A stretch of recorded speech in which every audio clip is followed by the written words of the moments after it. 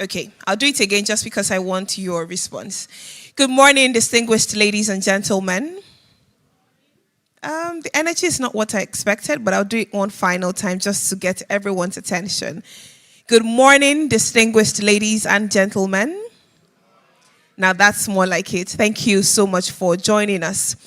On behalf of Drug Stock, I'm delighted to warmly and very specially welcome you to the maiden edition of the Ahead Africa Healthtech Conference. Thank you very much for being here. My name is Mojibade Shosonya, and I'm truly honored to serve as your compere for this occasion. Across our continent, the realities are clear. Nearly half of us lack access to essential healthcare services. Supply chains are fragmented, and the financing gap is ever persistent. We also see that a lot of communities do not have access to the care that they deserve. Let me borrow the words of the former president of South Africa, Nelson Mandela. He said, and I quote, "Health cannot be a question of income. It's a fundamental human right." And so today we are at least thankful that digital transformation gives us a powerful tool to bring that reality even more closer for us. Digital transformation is shifting the very foundation of healthcare. And if we look over the last 10 years, we'll see that Africa's digital economy has grown faster than any region in the world. And today, mobile connectivity reaches over 80% of our population. Again, I like quotes, so I'll be borrowing the words of Dr. Tedros Ghebreyesus. It says, "Digital technology is not a luxury. It's a vital tool for achieving health for all." And that's why Ahead Conference is here. So today we'll be having conversations that will shape the future of healthcare in our continent. And we all are participants. We all have, the roles to play, and we must take that up. So we'll be rethinking, redesigning, and reimagining the future of healthcare through our conversations, through our ideas today. Before we go ahead, I'd like to recognize a few persons that are here with us. When I do so, please give them a round of applause. I'd like to start by recognizing the Chief Executive Officer and co-founder, Drugstock, Dr. Chibuzo Okpara. A round of applause for him, please. Thank you. I'd also like to recognize co-founder and president, Drugstock, Adam Yahya. A round of applause for him, please. Thank you. I'd like to recognize the National President of the Pharmaceutical Society of Nigeria, pharmacist Ayuba Tanko Ibrahim. Thank you very much for joining us. We have a former president of the Pharmaceutical Society of Nigeria, pharmacist Ahmed Yakasa, I beg your pardon. A round of applause for him. Thank you very much for joining us. The CEO, Africa Business Coalition of Health, ABC Dr. Maurice Atoki. A round of applause for him, please. Beg your pardon. Pharmacist Olufemi Adeoye, who is Director, Southwest Zone Office, National Health Insurance Authority, representing the Director General, Dr. Kelechi Ohiri. Thank you very much for joining us. Dr. Tolu Ajomale, Head Special Projects, Lagos State Ministry of Health. Thank you very much for joining us. A round of applause, please. Mrs. Neka Eze, Managing Partner, Vested, Nigeria. Thank you very much for joining us. Brian Hammond, former President, Stanford Seed, and also Head of Business Development at Alaro City. Thank you very much for joining us. To Dr. Olugbenga Fadikwe, who is Head of Medical Operations, Lagos State Health Management Agency. Thank you very much for joining us. And then CEO of Lashmia, Dr. Zamba Emanuela. Thank you very much for joining us. And to everyone who is in the room, medical practitioners, health practitioners, innovators, investors, in whatever capacity that you play, thank you so much for making time to be here, to lend your voice to this discourse as we speak on advancing healthcare equity and access through digital. Again, it is my pleasure to warmly and very specially welcome everyone who is in the room and everyone who is joining virtually to this conference where we'll be speaking on partnerships, technology, and the future of healthcare in Africa, our continent. We must own it because together we can achieve even much more. So Without much further ado, we will get started with the conversations today. And like I said, I'm the compere and I can only attempt to set the tone. But to set the proper tone and tell us more about technology collaboration and the power of shared vision, I'm truly delighted to welcome a distinguished gentleman who serves in different capacities. He's a co-founder and CEO of Drugstock. He's a health economist with clinical background, has over 20 years of experience across healthcare finance, supply chain management, and system strengthening. He's worked with institutions like the World Health Organization, World Bank, and IFC across multiple countries, and therefore he'll be setting the tone today. Ladies and gentlemen, please let's make welcome the CEO and co-founder Drugstock, Dr. Chibuzo Opara. A round of applause for him, please. Thank you. Please sustain the applause till he gets on stage. Thank you very much.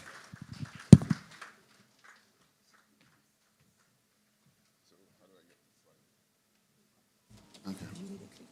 Yeah. Okay. Good morning, everybody. Thank you very much for joining us today at the AHEAD conference.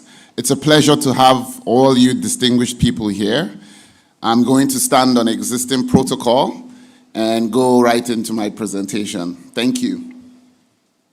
But before I start my presentation, allow me to tell you a story.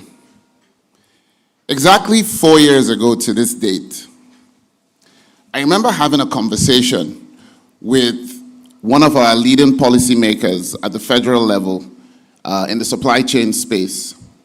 And he was lamenting terribly about the fact that they had spent several years trying to secure a product, one of the innovator drugs to cure hepatitis C, worth billions of dollars, and that had expired in warehouses across the country. But at the same time, sadly, a lot of patients were not getting access to this product. And I asked him, what do you think happened? And he said that hospitals and pharmacies had refused to stock the product. And I was like, why? And we kept asking and why, and that question confounded me, and I kept asking why. It turns out that, sorry, this clicker is not working. It turns out that none of them wanted to stock a drug for 150,000 naira. By the way, this drug was released by Gilead. It was one of the innovator drugs for hepatitis C. What they had done was combine all the drugs that had 40% cure rate to create a super drug that had a 97% cure rate. So you took this drug for 3 months and you were cured. Now, those of us who are medical people in the room know that if you meet a doctor and you ask him, what do I do for hepatitis C? They'll be like, go and see the gastroenterologist. I don't really know. And that has been the case in Nigeria for years. Why? Because products expired. None of the hospitals or pharmacies wanted to stock a drug that was 150,000 naira too. And the reason is simple. You take the drug for 3 months and you're cured. But if a pharmacy or a hospital stocks that drug, that means that hundreds of patients that want drugs for malaria will not have them. And they won't be sure that a patient walks in to buy this drug.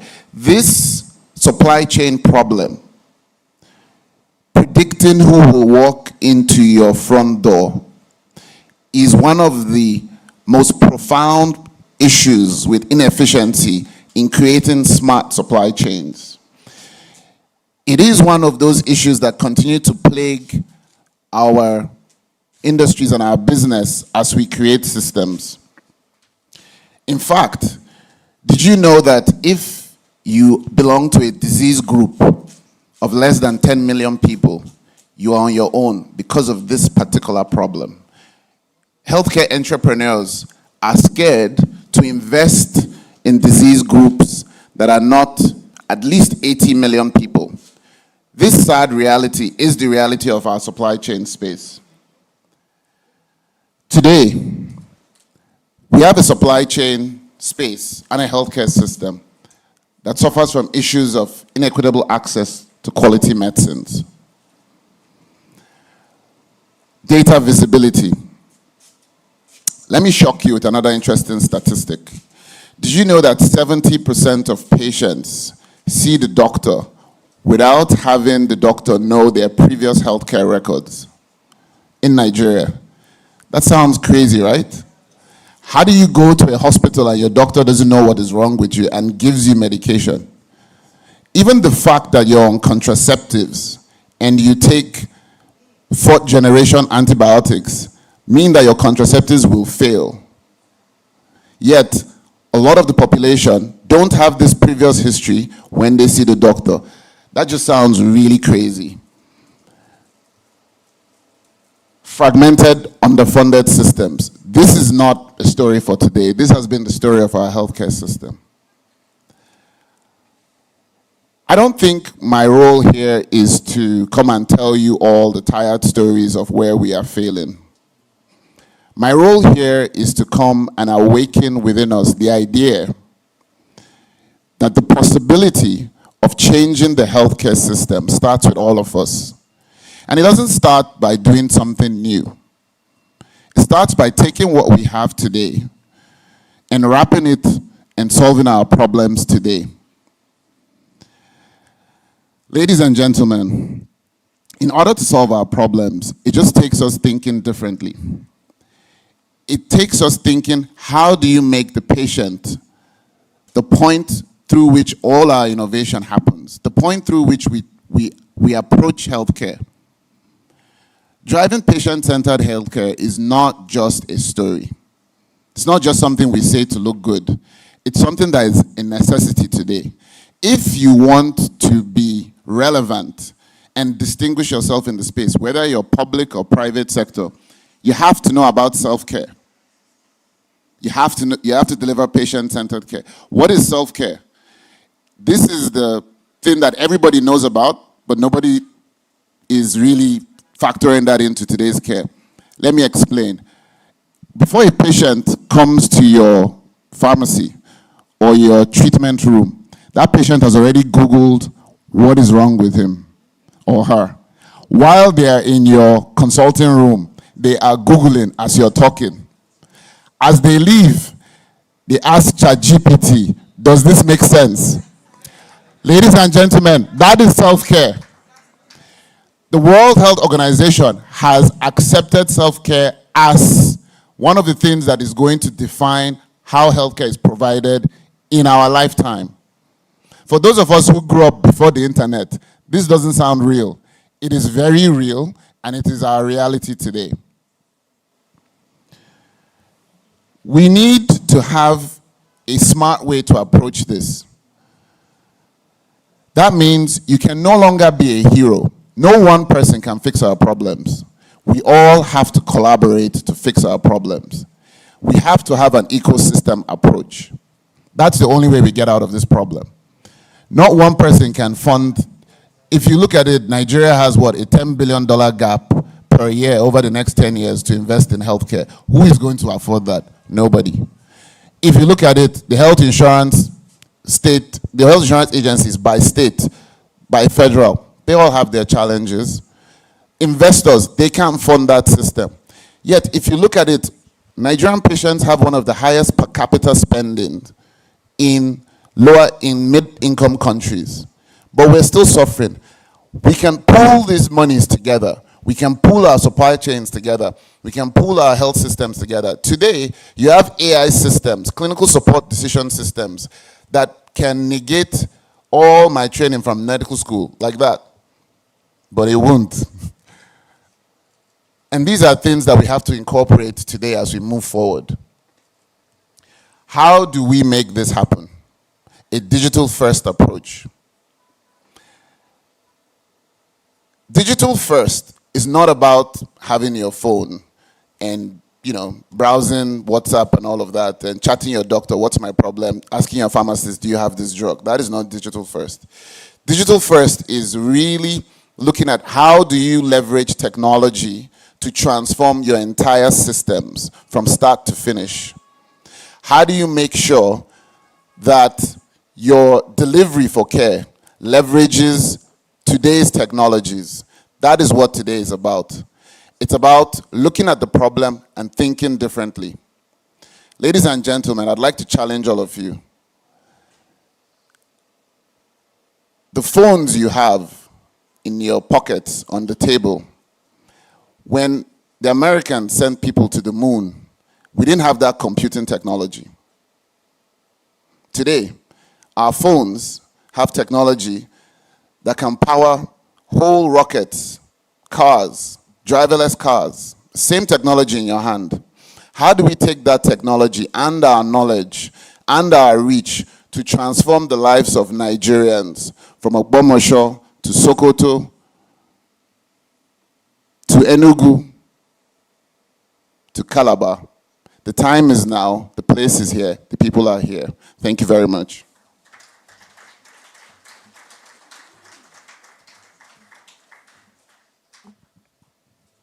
Thank you very much, Dr. Chibuzo Okpara, CEO and co-founder, Drugstore. Can we give him another round of applause, please? All right, thank you very much. I think one of the most profound things that I have taken from his conversation is, yes, technology will help us, but it won't be technology alone. It has to be by partnerships, by policy, by capital. And of course, that's why we're here. We must all work together to ensure that we achieve and drive that future that we all want to see. So thank you so much again, Dr. Okpara. Just to announce very quickly a few housekeeping rules that I should have stated earlier. We'd like to ask everyone to please keep their phones on silent to avoid any disruptions or interruptions during the course of any presentations. We'd also want to inform you that we have not been briefed about any fire drill for this facility. So in the case or in the event of an emergency, please, if you hear the fire alarm, we have one exit to my left, which is to your right. We can exit from there very gently. Of course, we'd have marshals that would lead us, but we pray that there will be none. Amen. Also, we would have at some point two parallel sessions that would happen. There will be one here that will be after the third panel session. We'll have one on building resilient health systems through digitization. And then we would have happening concurrently a manufacturer's exclusive session that would happen across from here. Our hostesses dressed in purple will lead us to the room where it will happen. All right, so we have set the tone, we have talked about the new health economy, and now we're moving on very quickly to our keynote address today.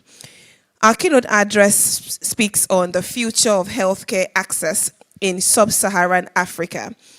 Distinguished ladies and gentlemen, to deliver the keynote address on the future of healthcare in sub-Saharan Africa, we have the Director of Pharmacovigilance, a role that sits at the heart of patient safety. With years of experience in clinical practice, public health, and regulatory science, our keynote speaker has built a reputation for ensuring that the medicines we rely on every day are not only effective, but safe for all.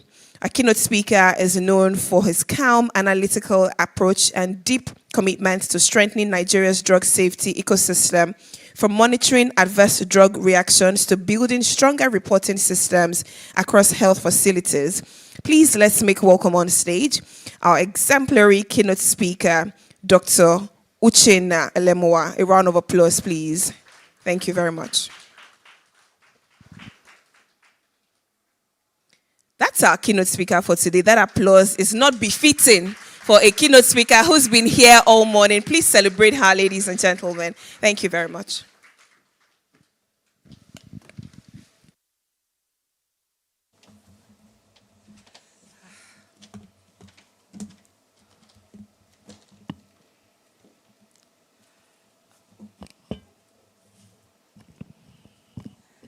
So, good morning, everyone. I hope we're all happy to be here. Good. So, I'm really happy to be here to be part of this wonderful conference that is taking place this morning.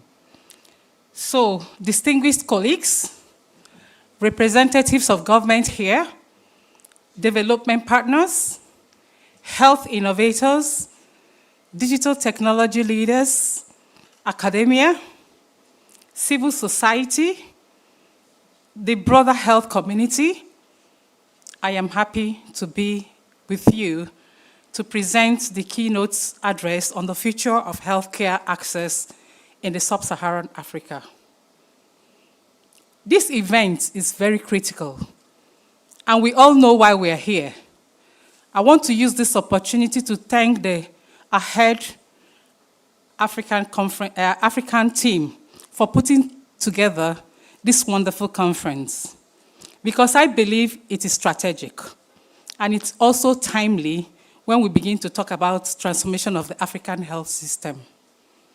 This event, as we all know, serves as a platform for collaboration and knowledge exchange, showcasing how technology can be leveraged to transform healthcare delivery, strengthen supply chains, and expand access to quality, affordable healthcare across Africa. Remember, we all know that there are challenges. But speaking from the point of the Director for Pharmacovigilance in NAFDAC, my work sits at the intersection of patient safety, regulatory oversight, technology, and health access.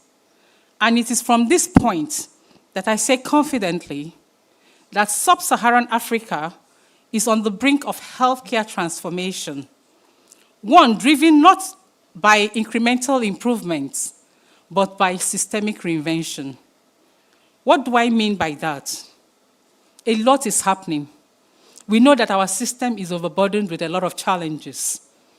Poor access to drugs, inequitable access. People who should receive quality and safe medications are not getting them. A lot of conflicts here and there. Corruption issues. When we begin to talk about them, we can't finish today. So the current healthcare landscape largely projects a lot of system under strain, but rich with opportunities.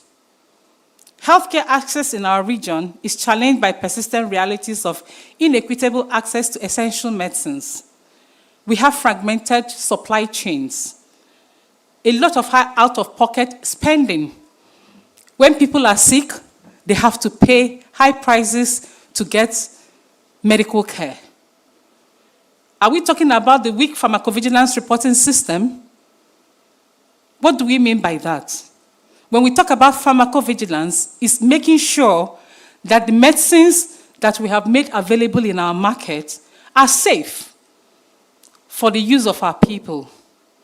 How can we account for that? People just go to hospitals to receive care. Healthcare providers are not well knowledgeable about their roles in safety monitoring. Patients are not aware of their responsibilities to their health to be able to monitor whatever medications they are given to and to report adequately.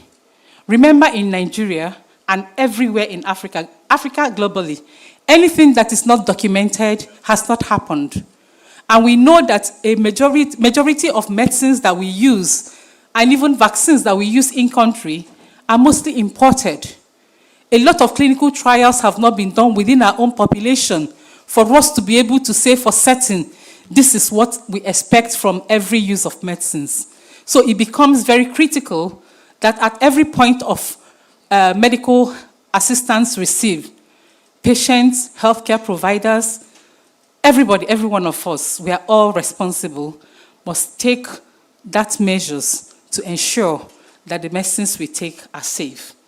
We are also overburdened by the issues of counterfeit and substandard products circulating in the market. How can we fight that? It is only a responsible country and citizens that we come together to say no. We know that the unscrupulous businessmen are out there to do their businesses. If we want to ensure that quality and safe medicines are given to our people, we must all sit up to fight the war of counterfeit and substandard products. It's not the work of the regulators alone. It's our collective responsibility if we must ensure that the quality of that health system we're seeking for in Africa is what we all deserve.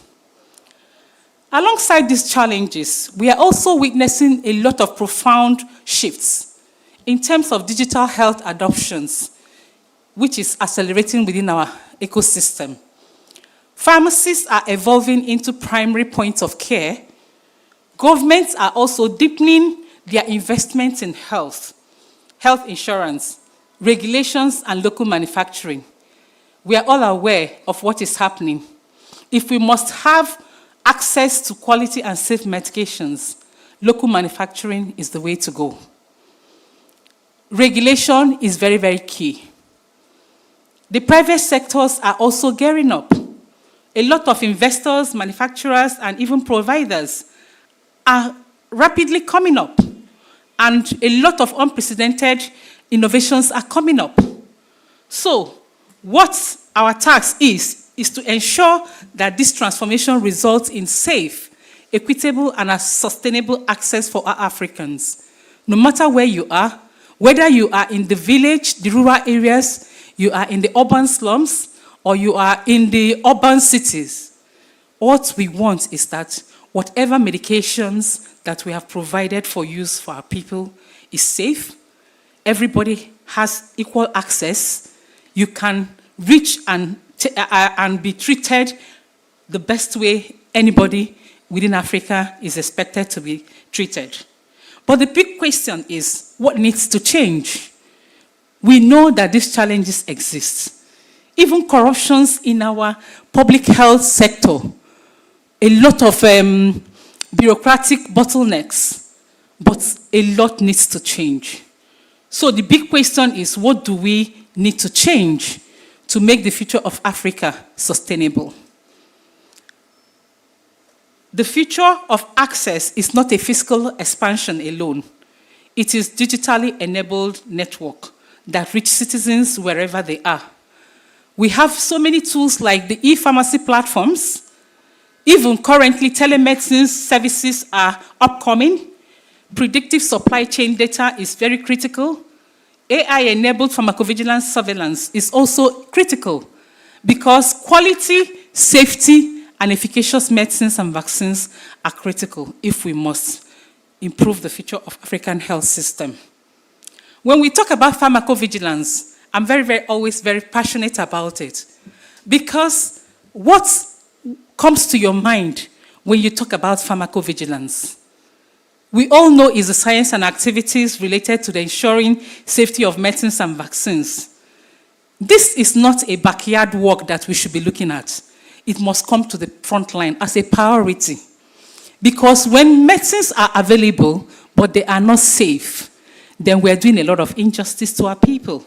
So medication safety is not a back office function. It is central to trust. And the future demands real-time safety monitoring and reporting. In NAFDAC, we have done quite a lot to improve the reporting of safety of medicines.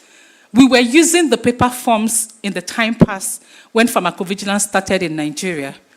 But we came to understand that paper reporting cannot provide us immediate and real-time regulatory decision-making.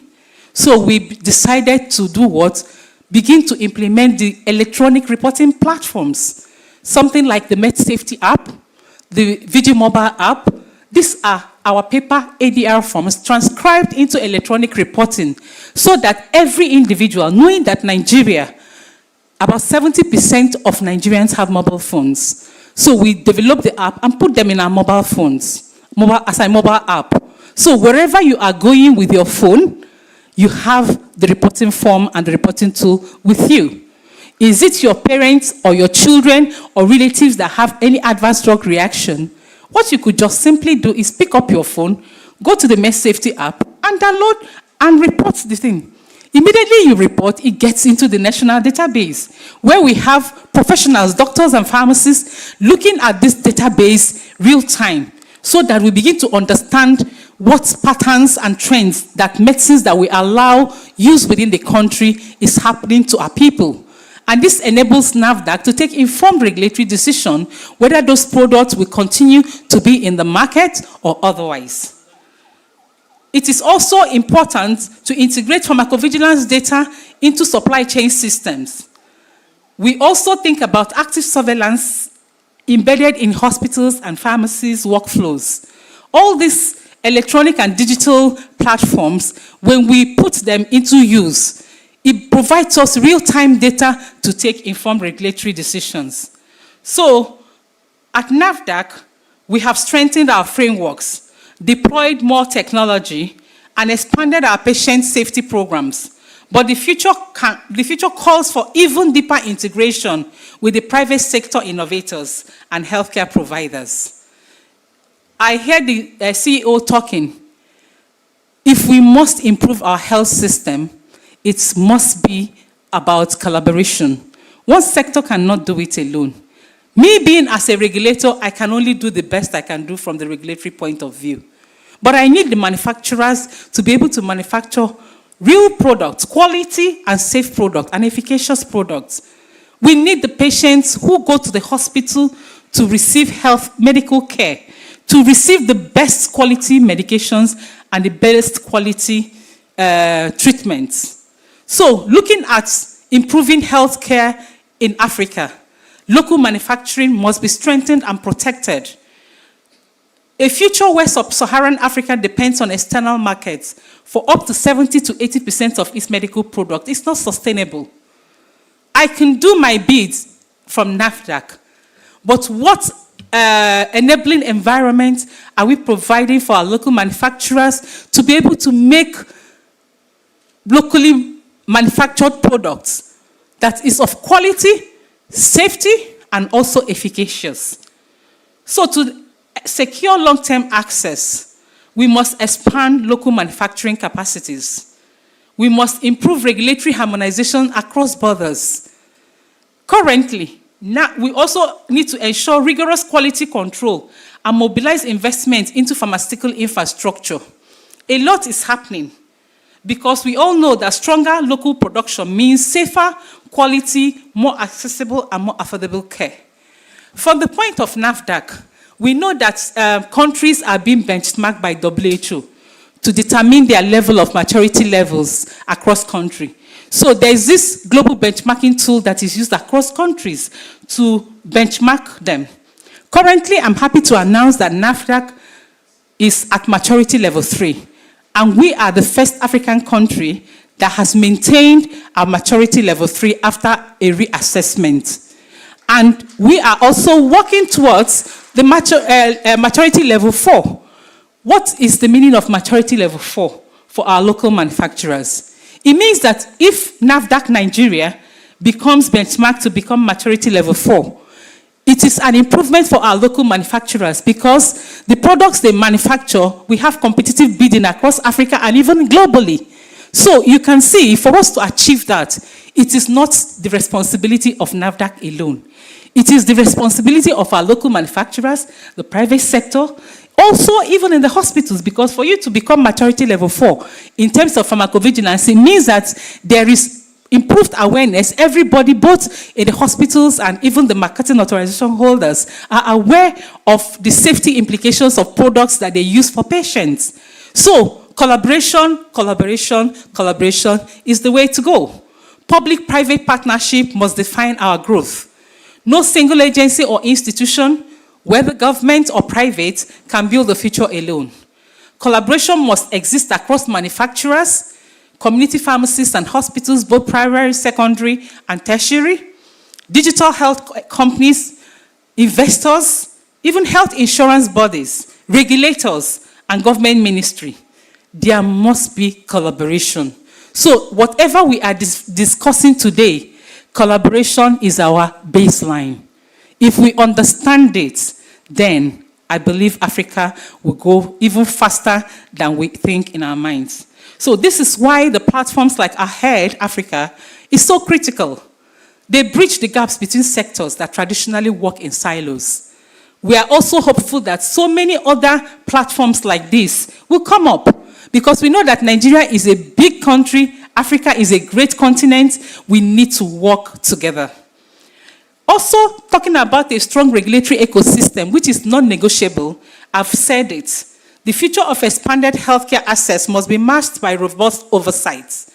NAFDAC remains committed to strengthening pharmacovigilance across all levels of care, enhancing digital tracking and traceability systems. We know about the issue of traceability.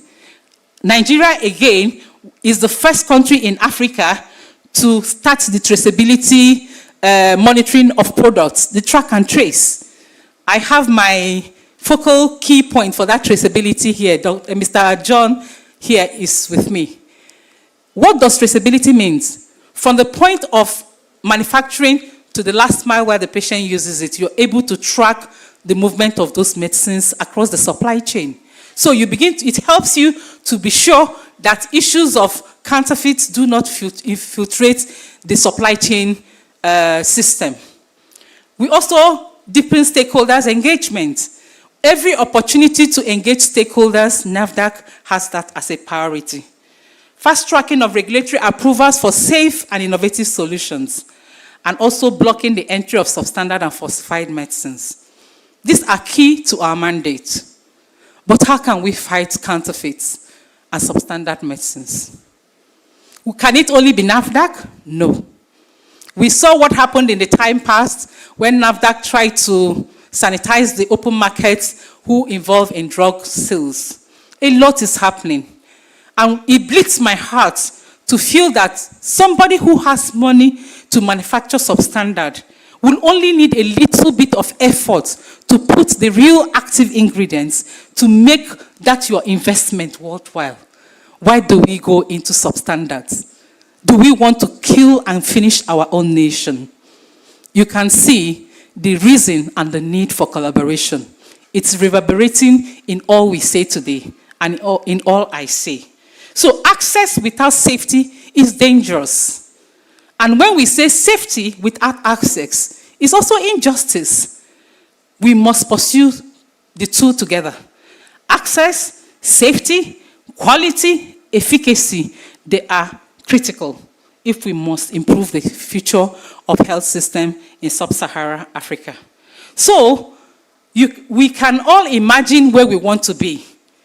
From my own point of view, I imagine a sub-Saharan Africa where every medicine can be traced from manufacturer to patient.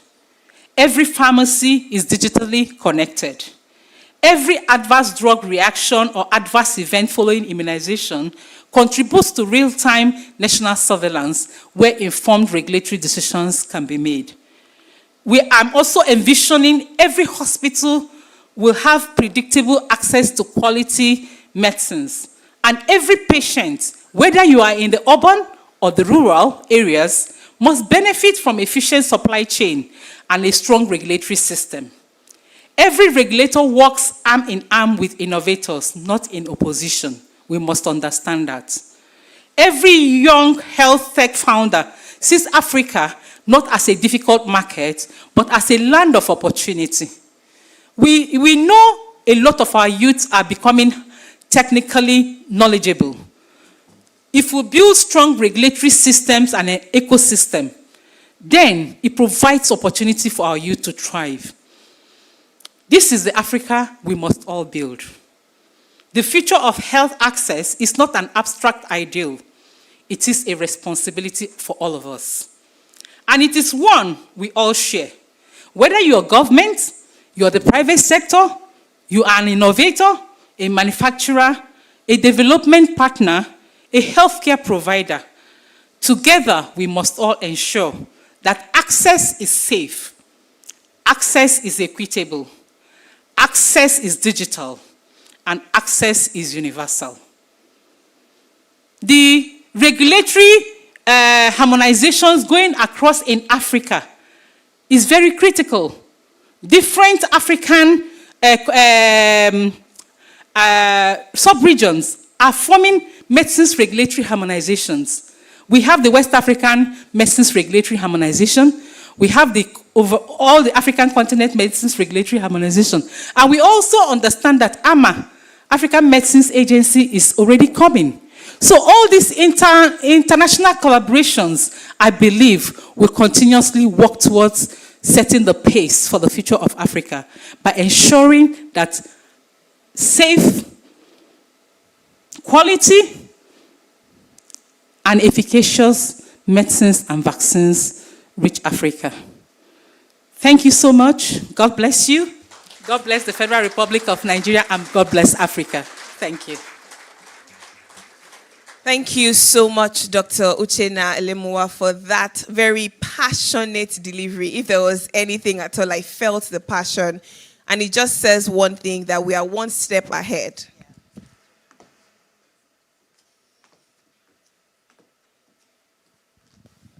All right, thank you. Can we give her another round of applause, please, for that very powerful charge and delivery this morning? Thank you.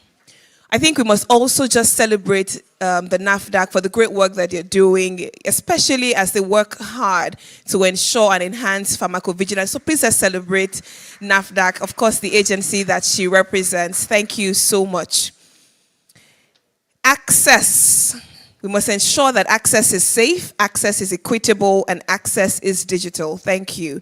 And of course, it is our collective responsibility. She has driven the point home, and I don't think I should do it any further, about how collaboration is so essential to achieving and, of course, ensuring that we actualize the future of healthcare that we truly want to see, not just for Nigeria, but, of course, for our continent, Africa. Thank you. That is such a powerful way to start. And now we're moving on to the first panel conversation for today. And that panel will focus on navigating digital pathways for pharma growth in Africa, harnessing technology, capital, and regulatory frameworks to transform pharma access and delivery systems for healthcare. All I will do is introduce our moderator, who will come up stage to introduce the members of the conversation. To moderate this session, I have the honor of inviting the Chief Executive Officer of the African Business Coalition for Health, ABC Health, a not-for-profit social enterprise coalition of African business leaders working with other critical stakeholders to support the government of African countries to improve the continent's health sector. She serves as a facilitator of the Health Policy Commission at the Nigeria Economic Summit Group, and she's an alumnus of the Harvard Business School, London, Harvard Business School, beg your pardon, HBS, London Business School, and Yale University. She has a master's degree in law, finance, and business administration, among other academic achievements, and her career spans various industries and fields in the public and private sectors. Please make welcome our able moderator today, Dr. Maurice Atoki. A round of applause for her as she makes her way to the stage. She will constitute the panel, and then they would have a conversation on the subject matter. Thank you.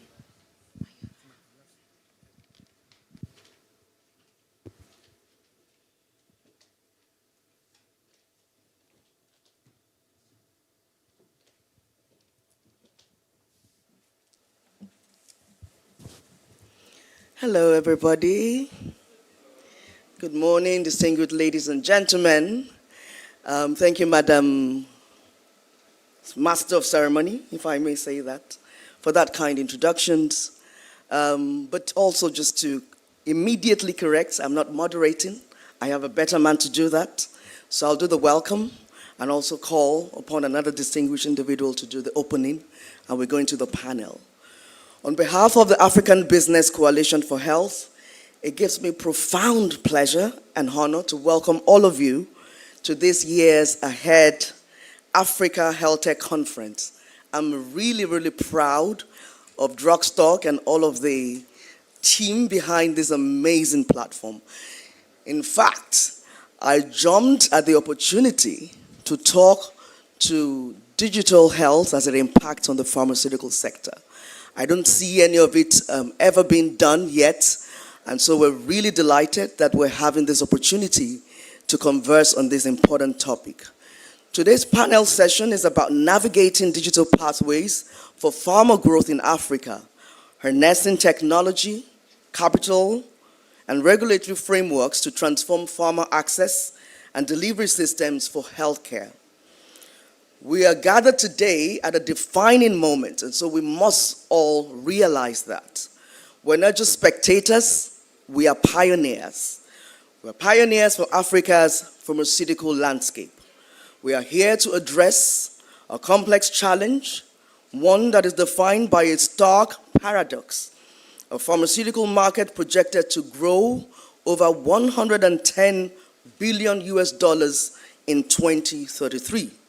Yet, a continent that still imports over 70% of its medicines, and where nearly half of the population in sub-Saharan Africa lacks access to essential health services.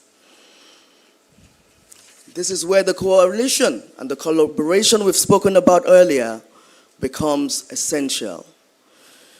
As a coalition founded to mobilize private sector leadership in ABC Health, an investment for stronger, more resilient African health system, we recognize that no single institution, as rightly echoed by Madam Director when she delivered the keynote address, is able to fix the situation that we are all faced with. The future we seek demands co-creation. It demands that technology innovators sit at the same table as government, as regulators, that investment aligns with national health priorities, and that the local manufacturers and global partners work together, hand in hand, to build systems that are integrated, transparent, scalable. And that is where we all mutually benefit from this opportunity. Today's session, as we experience the remarks and contributions from the carefully selected discussants, is poised to gather for this important conversation an essential ground for our discussion, which is the core driver shaping the future of Africa's pharmaceutical landscape. Today, we turn our focus to the critical forces driving transformation in Africa's pharmaceutical sector and explore how technology, investment, and regulation can converge to create a more accessible, resilient, and innovative healthcare ecosystem. And therefore, the panel aims to explore the following thematic areas. Number one, regulatory harmonization. We will discuss how aligned policies and streamlined regional frameworks can unlock faster approvals, reduce market fragmentation, and strengthen Africa's position in the global pharmaceutical value chain. Number two, digitalization of pharma supply chains. The panel session will also explore the role of technology. We will discuss how artificial intelligence, how blockchain, how virtual reality, and e-pharmacy platforms are modernizing production, improving visibility, viability, efficiency, and last-mile delivery of medicines across diverse settings. We will talk to innovations in local manufacturing, unpacking how digital tools can enhance production quality, support regulatory compliance, and accelerate Africa's ambition for increased local manufacturing marketing. We will talk to financing and investment models, and finally, we will talk to cross-sector collaboration. As mentioned earlier, we have carefully selected our discussants. They are convened leaders from across the pharmaceutical value chain industry to explore what it truly takes to move beyond isolated pilot projects and build a continent-wide digitally enabled pharmaceutical ecosystem that strengthens health security, accelerates access, and drives equitable outcomes. Ladies and gentlemen, the pathway to transforming Africa's pharma sector is not theoretical, it is actionable. And we're here today to ensure that those actions indeed become a reality. I thank you profoundly for being here to be partakers in this critical conversation. At ABC Health, in partnership with Drugstock, we are honored and excited to have you here transform ideas that will emerge from today's dialogue. I'll now go to introduce a very distinguished gentleman in our midst who will give us the opening. I have the pleasure to formally introduce Professor Mojisola Christiana Adeyeye, the Director General of NAFDAC, ably represented by Dr. John Coyote, the Assistant Director, Regulatory Innovation Unit at NAFDAC, who will be giving us the opening.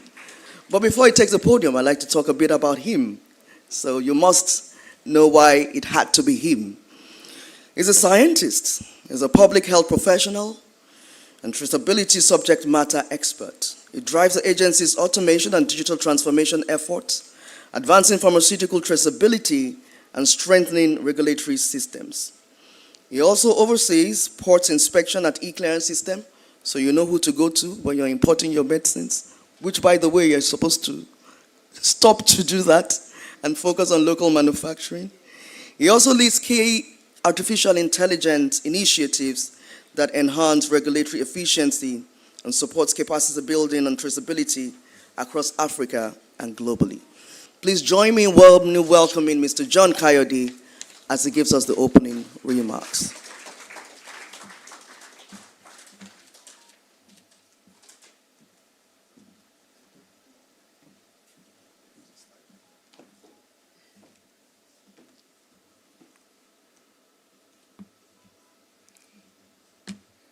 So thank you for the introduction.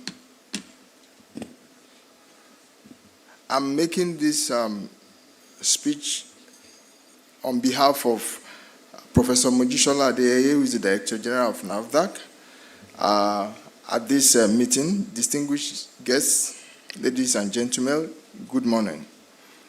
So it's a privilege to speak today on behalf of the Director General of NAFDAC, who unavoidably could not be present today. She sends her warm regards and sincere appreciation to the conveners of this event for bringing together leaders, innovators, regulators, and investors committed to strengthening Africa's pharmaceutical landscape. The theme of this meeting, Navigating Digital Pathways for Pharma Growth in Africa, it reflects the moment we find ourselves at this time in this continent, where digital transformation is reshaping how medicines are produced, how they are monitored, how they are distributed, and how they are accessed. And strong regulation is, the bridge that ensures that this transformation delivers its safe, quality, and affordable medicines to the people who need them. It's important that, we introduce NAFDAC, and I believe everyone here in this event will not be hearing of NAFDAC for the first time. So the mandate of NAFDAC is clear. It is for us to regulate and, control, amongst other things, manufacture, distribution, importation, the use of, the regulated products. And this act is, places upon the agency, the burden to ensure that the sale, use, and security of medicines within Nigeria and the supply chain generally is, is safe. So it's important that we know that digital transformation is crucial, and this matters for NAFDAC and for Africa. Because regulators everywhere, we face this growing complexity. There are more products, more suppliers, stronger expectations, and then more sophisticated threats from falsified medicines. Paper processes and fragmented systems simply cannot keep pace. This realization has guided NAFDAC's decision to invest in modern digital regulatory ecosystem, one that strengthens oversight, supports industry, and protects public health. Today, I want to share how these digital investments are working together to improve safety, efficiency, and trust across Nigeria's pharmaceutical system. So, one of the key, initiatives that NAFDAC is driving, and across Africa, Nigeria is really leading in this initiative, is traceability.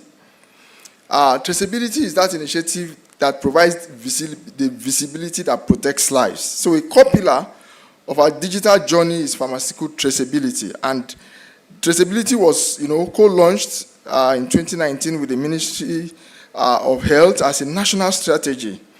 And then the document was signed by the Honorable Minister of Health, then Dr. Osage Hanire, in 2020. And then NAFDAC now operates the Traceability Information System, a platform that tracks the movement of medicines across the supply chain. And it helps us to see, where the medicines are coming from, how they move, and where the potential risks may be emerging.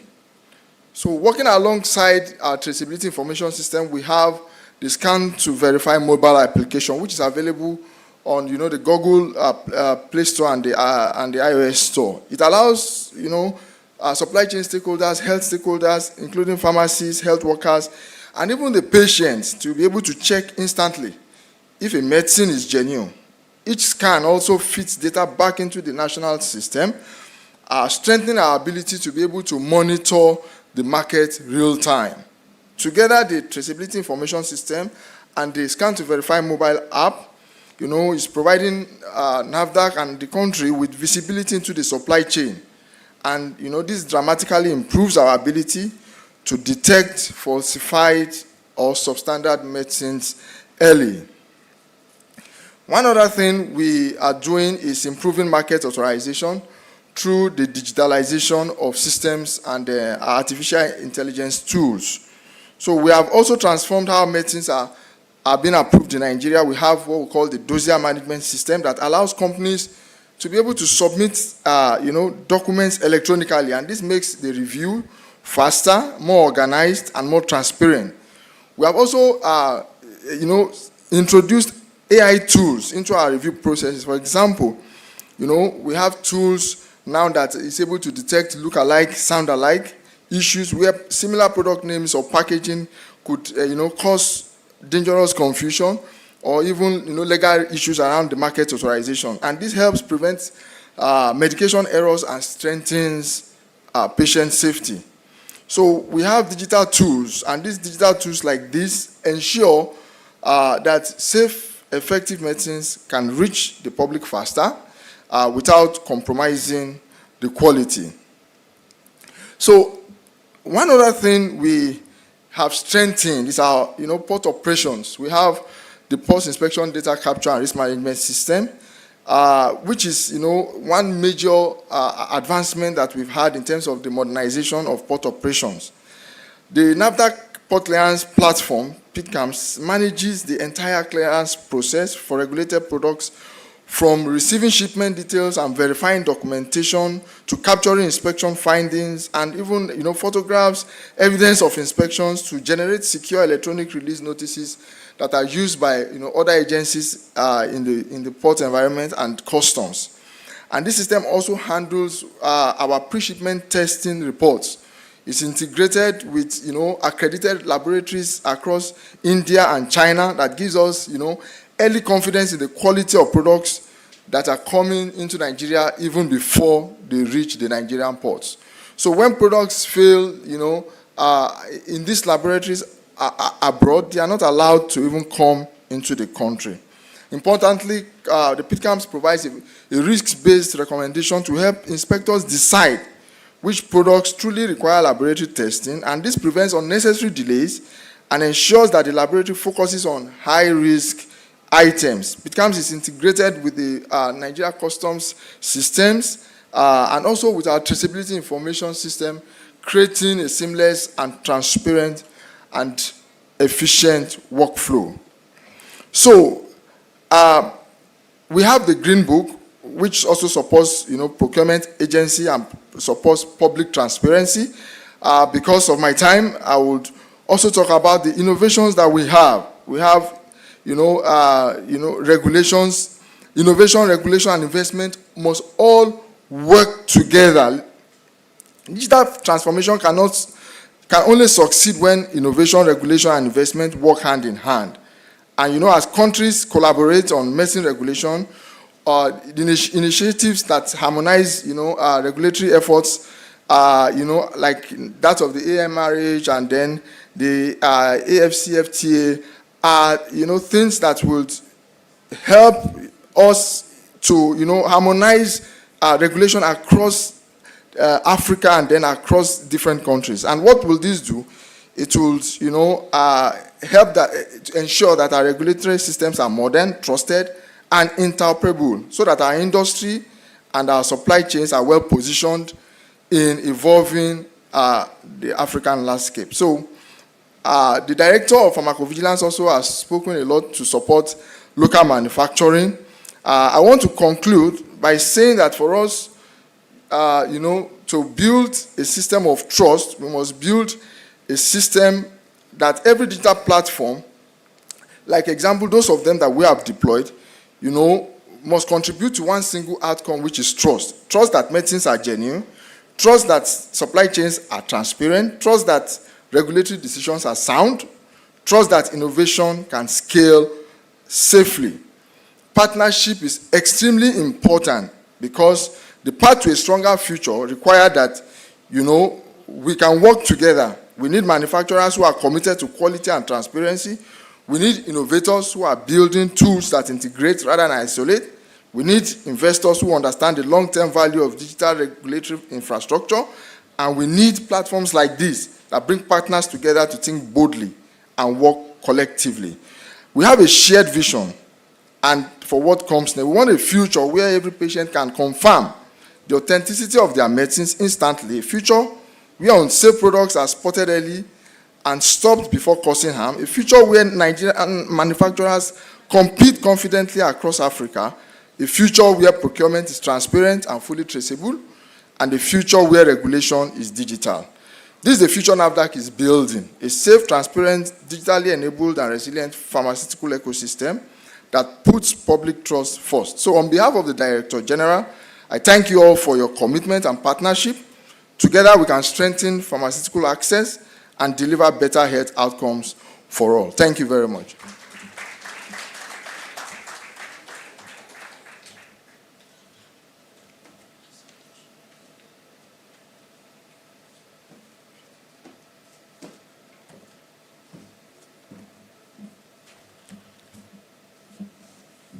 Thank you so very much, Dr. John Kayode, for that very insightful opening from Her Excellency, the Director General of NAFDAC. We'll now like to go into the panel discussions, and I have the privilege and honor to introduce our moderator for today to build on the foundation and translate the vision of today into actionable strategy. Please join me in welcoming Mr. Adekunle Dalton Oke, who is the communications lead at ABC Health, to anchor and moderate this very critical session. Mr. Oke, Dalton Oke, the floor is yours. Thank you very much, Dr. Morris. Please let's appreciate my CEO. She's looking gorgeous, right? Thank you so much, ma'am. Good morning, ladies and gentlemen. And once again, welcome to the ABCL panel session at the HAHED Africa Healthtech Conference. Today, we gather to explore a topic that sits at the center of Africa's healthcare transformation: how digital innovation, sustainable capital, and forward-looking regulatory frameworks can reshape pharmaceutical access and delivery across the continent. Africa's pharma ecosystem continues to grapple with persistent challenges, including fragmented supply chains, inconsistent regulatory pathways, limited local manufacturing capacity, and difficulty scaling innovative solutions beyond the pilot stages. These gaps create delays, drive costs, and hinder consistent access to essential medicines. Yet, within these challenges lie a pivotal opportunity. This session explores how the strategic use of technology, better aligned capital, and adaptive regulation can collectively shift the sector towards a more efficient, resilient, and accessible future. Our panel session is titled Navigating Digital Pathways for Pharma Growth in Africa: Harnessing Technology, capital and regulatory frameworks to transform pharma access and delivery systems for healthcare. It brings together a distinguished group of experts from across the pharma, healthcare, and tech sectors. They will share insights on leveraging digital innovations, unlocking investment opportunities, and navigating regulatory frameworks to expand access to quality medicines across the continent. With that, it is my pleasure to introduce our distinguished panelists in no particular order. I will invite Mr. Frank Monume, the Executive Secretary, Pharmaceutical Manufacturers Group of the Manufacturing Association of Nigeria. He is the CEO, Executive Secretary of that institution. He leads PMG PMAN, an organization representing over 120 local pharmaceutical manufacturing companies in Nigeria. Good morning, sir. Thank you for joining us. In no particular order, Mr. Karim Adeniji is the MD CEO, Tabade Pharmaceuticals. Is also serving as the Director of Pharmacy and Laboratory Services within the same organization. He has 16 years of cross-sector healthcare experience. He is a clinical pharmacist, a biomedical scientist, and a public health consultant specializing in pharma, enabled disease screening, and public health consultant. Thank you so much, sir, for joining us. Next on my list is pharmacist Abimbola Adebakin. She is the CEO and the founder of Advantage Health Africa. She's keen to drive performance improvement in Africa's healthcare system. And she's the founder CEO of Advantage Health Africa, powering My Pharmacy, a franchise pharmacy chain and pharmacy resource center. Another initiative is My Medicines, a tech-enabled last-mile access to medication, and My Advantage, a health affordability solution via a community as a service, as well as pharma sales and market venture. Ladies and gentlemen, pharmacist Adebakin, thank you so much, ma'am. Next is from Pharmacy Africa, the CEO, but she's represented by Ms. Ayomikpo Olajube. She leads the pharmacy operations for Pharmacy Africa. She has a wealth of experience in last mile delivery, medication, and of course is here to share insights. Thank you so much. On the list also, thank you. On the list also is pharmacist Eramo Julius, is the head of marketing and strategic partnerships at Chief Pharma, a leading Nigerian pharma company, a trained pharmacist with extensive commercial leadership experience across sub-Saharan Africa. He has held key roles at Sanofi, GE Healthcare, and M Pharma. He specializes in go-to-market strategies, brand leadership, and leveraging market intelligence with additional experiences in genomics research. Thank you so much, sir, for joining. And last but not definitely the least is Mr. Adeyemi Olutoye. He is the CEO and co-founder Drugstore NG, is the parent company of Virtual RX and Pharmacy NG. He is a seasoned technologist and business executive with over 7 years of experience in advertising and digital health. Thank you so much, sirs. This is going to be a very interesting conversation. Because of time, and so that we can structure it effectively, we will begin with a round of questions, one each for each of our panelists. And then if time allows, we may take a second follow-up, or we'll just close with their closing remarks. And of course, like I said earlier, in no particular order, but I'm going to start with Mr. Frank Monume, probably because you are the tallest on the stage. So, Mr. Monume, PMG Man has long championed local drug manufacturing. From your perspectives, how can indigenous pharma manufacturers leverage digital tools and data intelligence to enhance production efficiency and competitiveness within Africa's evolving health tech ecosystem? Thank you so much. And I want to start by congratulating the drug stock, the team, for putting up such a wonderful session.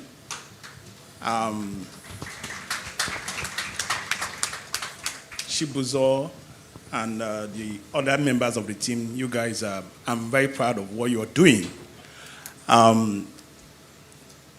And I'm also glad that in this conversation, at the center of this conversation, is local pharmaceutical manufacturing. Local pharmaceutical manufacturing today looks like that's the bride, that's the conversation. And you and I, you are aware why it is so, because post-COVID-19, we are so vulnerable. And before then, PNG Man as a group, as you all know, we are 40-something years holding forth, closing the gap in access to medicine in Nigeria. Please, can you clap for us? Beyond closing the gap in access to Nigeria, we also contribute to national development. And I'm so glad that the momentum is here.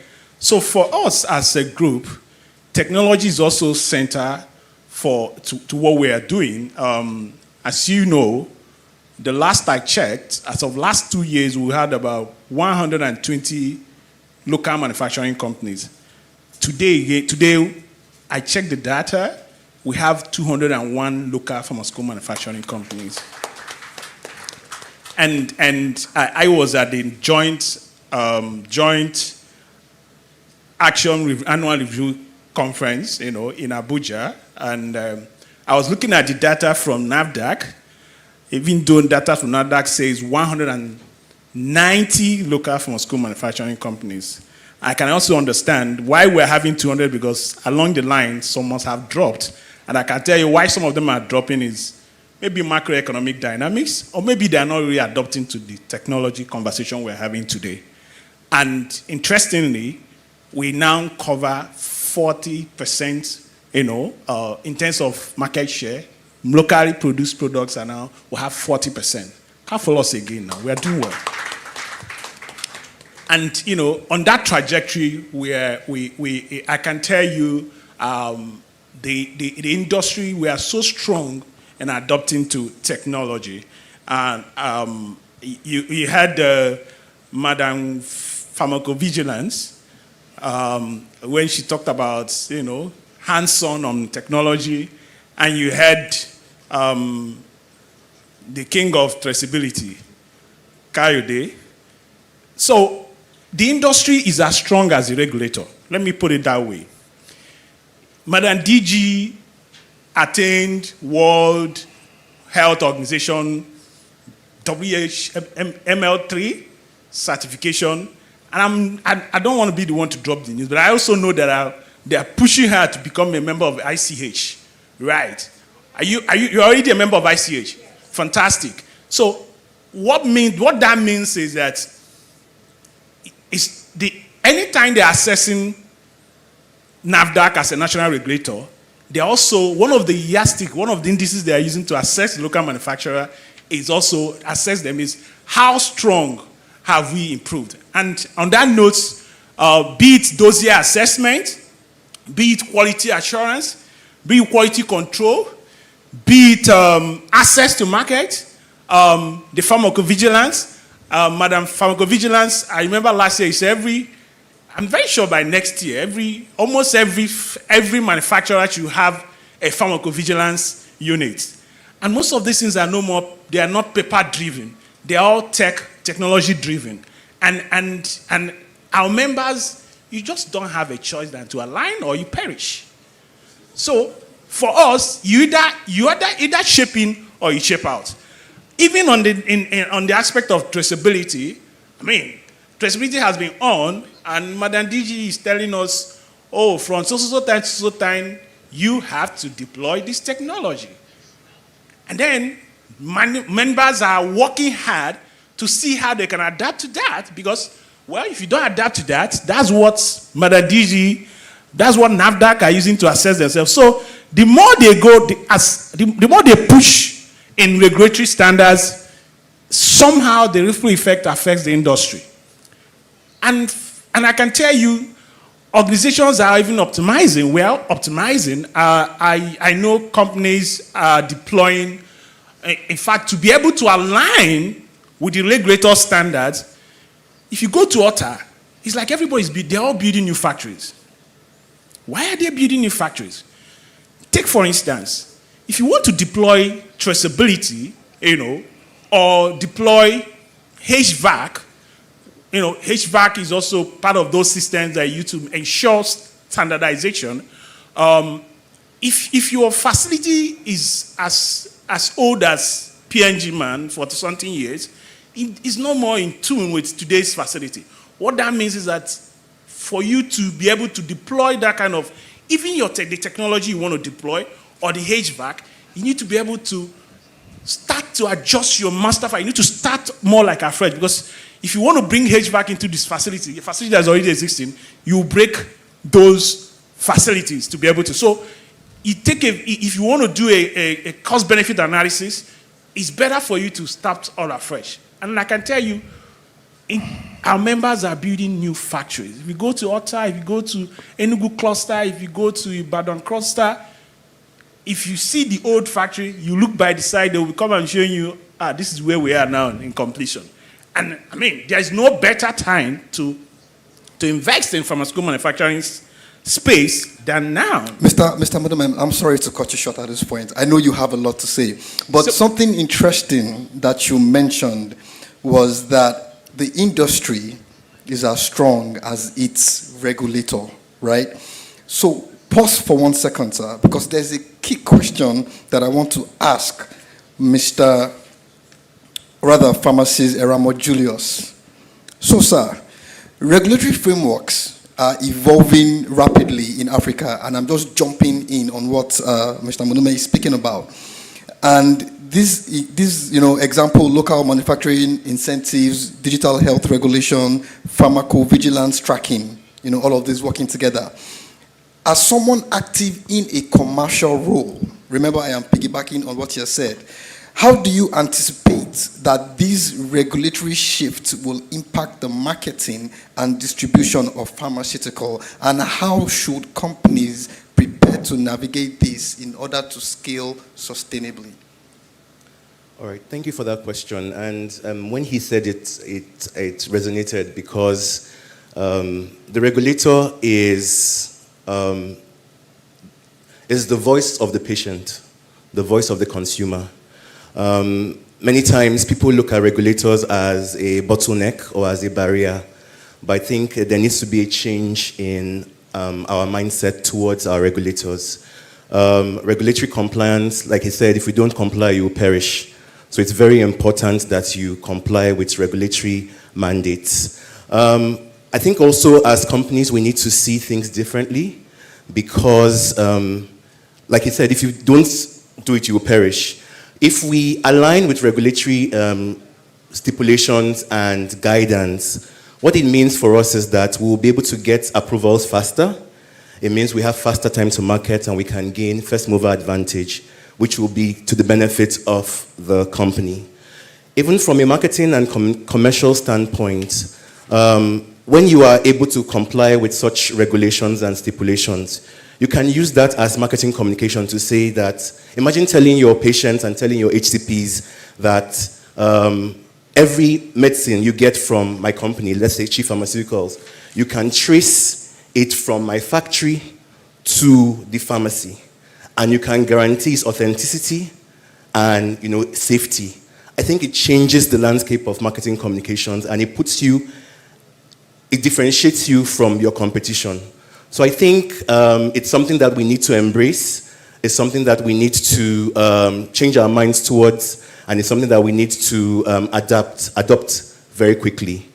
You mentioned, or you asked about preparing for that. I think to prepare, we need to, one, invest in regulatory tech so that we can report compliance faster, automate it. I think we also need to collaborate with the regulators, collaborating with them to shape frameworks that can spearhead and support innovation. And lastly, as commercial people, manufacturers, we need to also train our teams so that they can use the language, they can communicate that to their customers to say that, oh, we are compliant, we are, adopting the regulatory stipulations, and I think that will create a shift and make you different from your competitors. Thank you. Thank you very much for that. Thank you so much. Please let's appreciate pharmacy, I'm so sorry, Julius, Eramo Julius for that answer.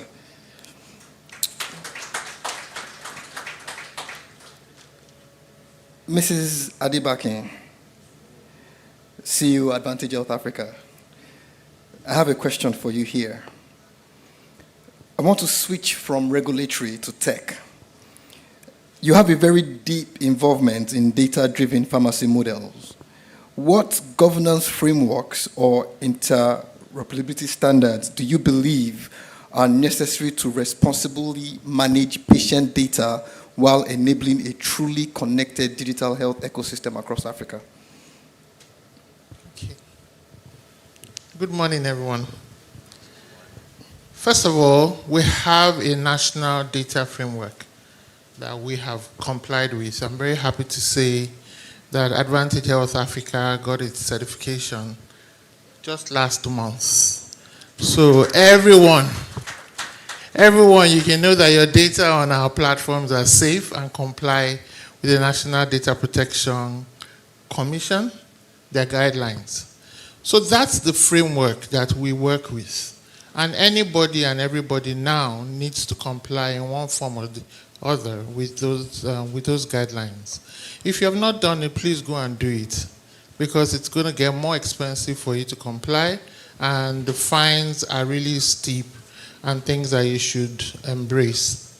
But in embracing it, we then saw that there is relevance in such a framework. It keeps the patient's data safe, it keeps you safe, and it keeps the whole system credible so that we can integrate across. For me, interoperability is the way to go. From day one, that is what we have pursued at Advantage Health Africa.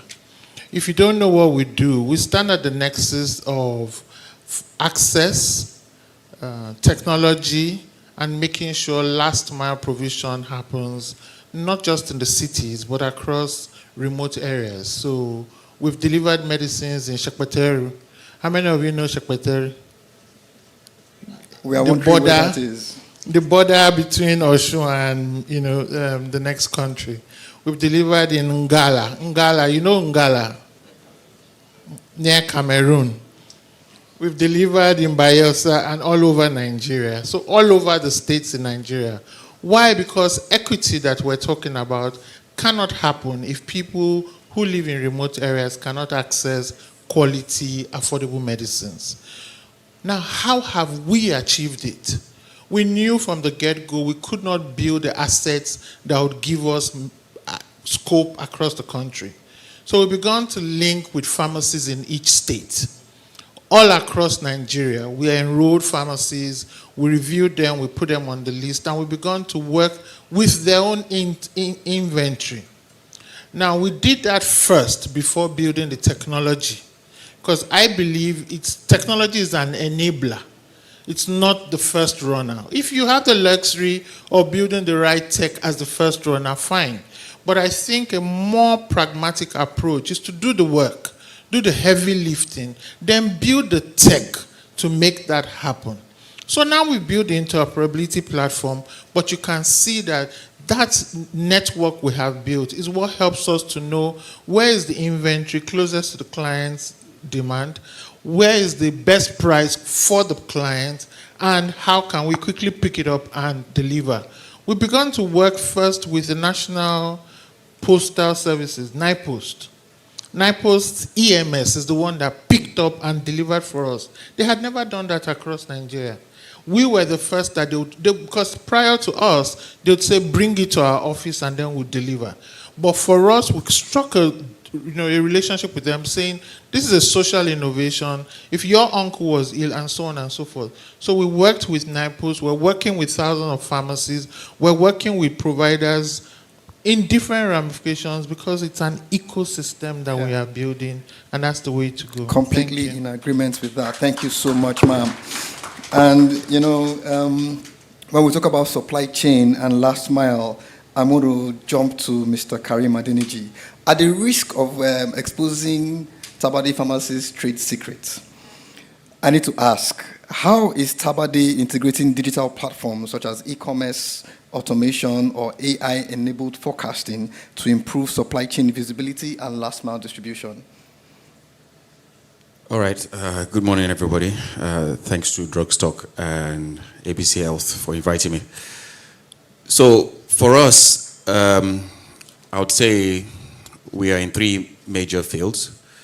We have retail pharmacy, we have diagnostic centers, and we are also into importation.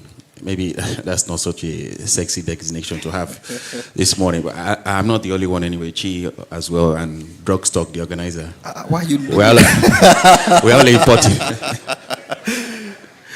So, but as a patriotic Nigerian, obviously, I do understand the discussions around national security and drug availability and all that. So yeah, that aside. I would say our own digital journey started really in 2019, where we now started putting structures on ground and having an end-to-end, enterprise resource planning system, whereby orders can be made from anywhere. The stock volumes can be seen real time. What's being sold at the pharmacies could be seen real time at the diagnostic center. So I think what it really entails is having a plan and knowing what you want to achieve. So with the e-commerce, that also helps with traceability.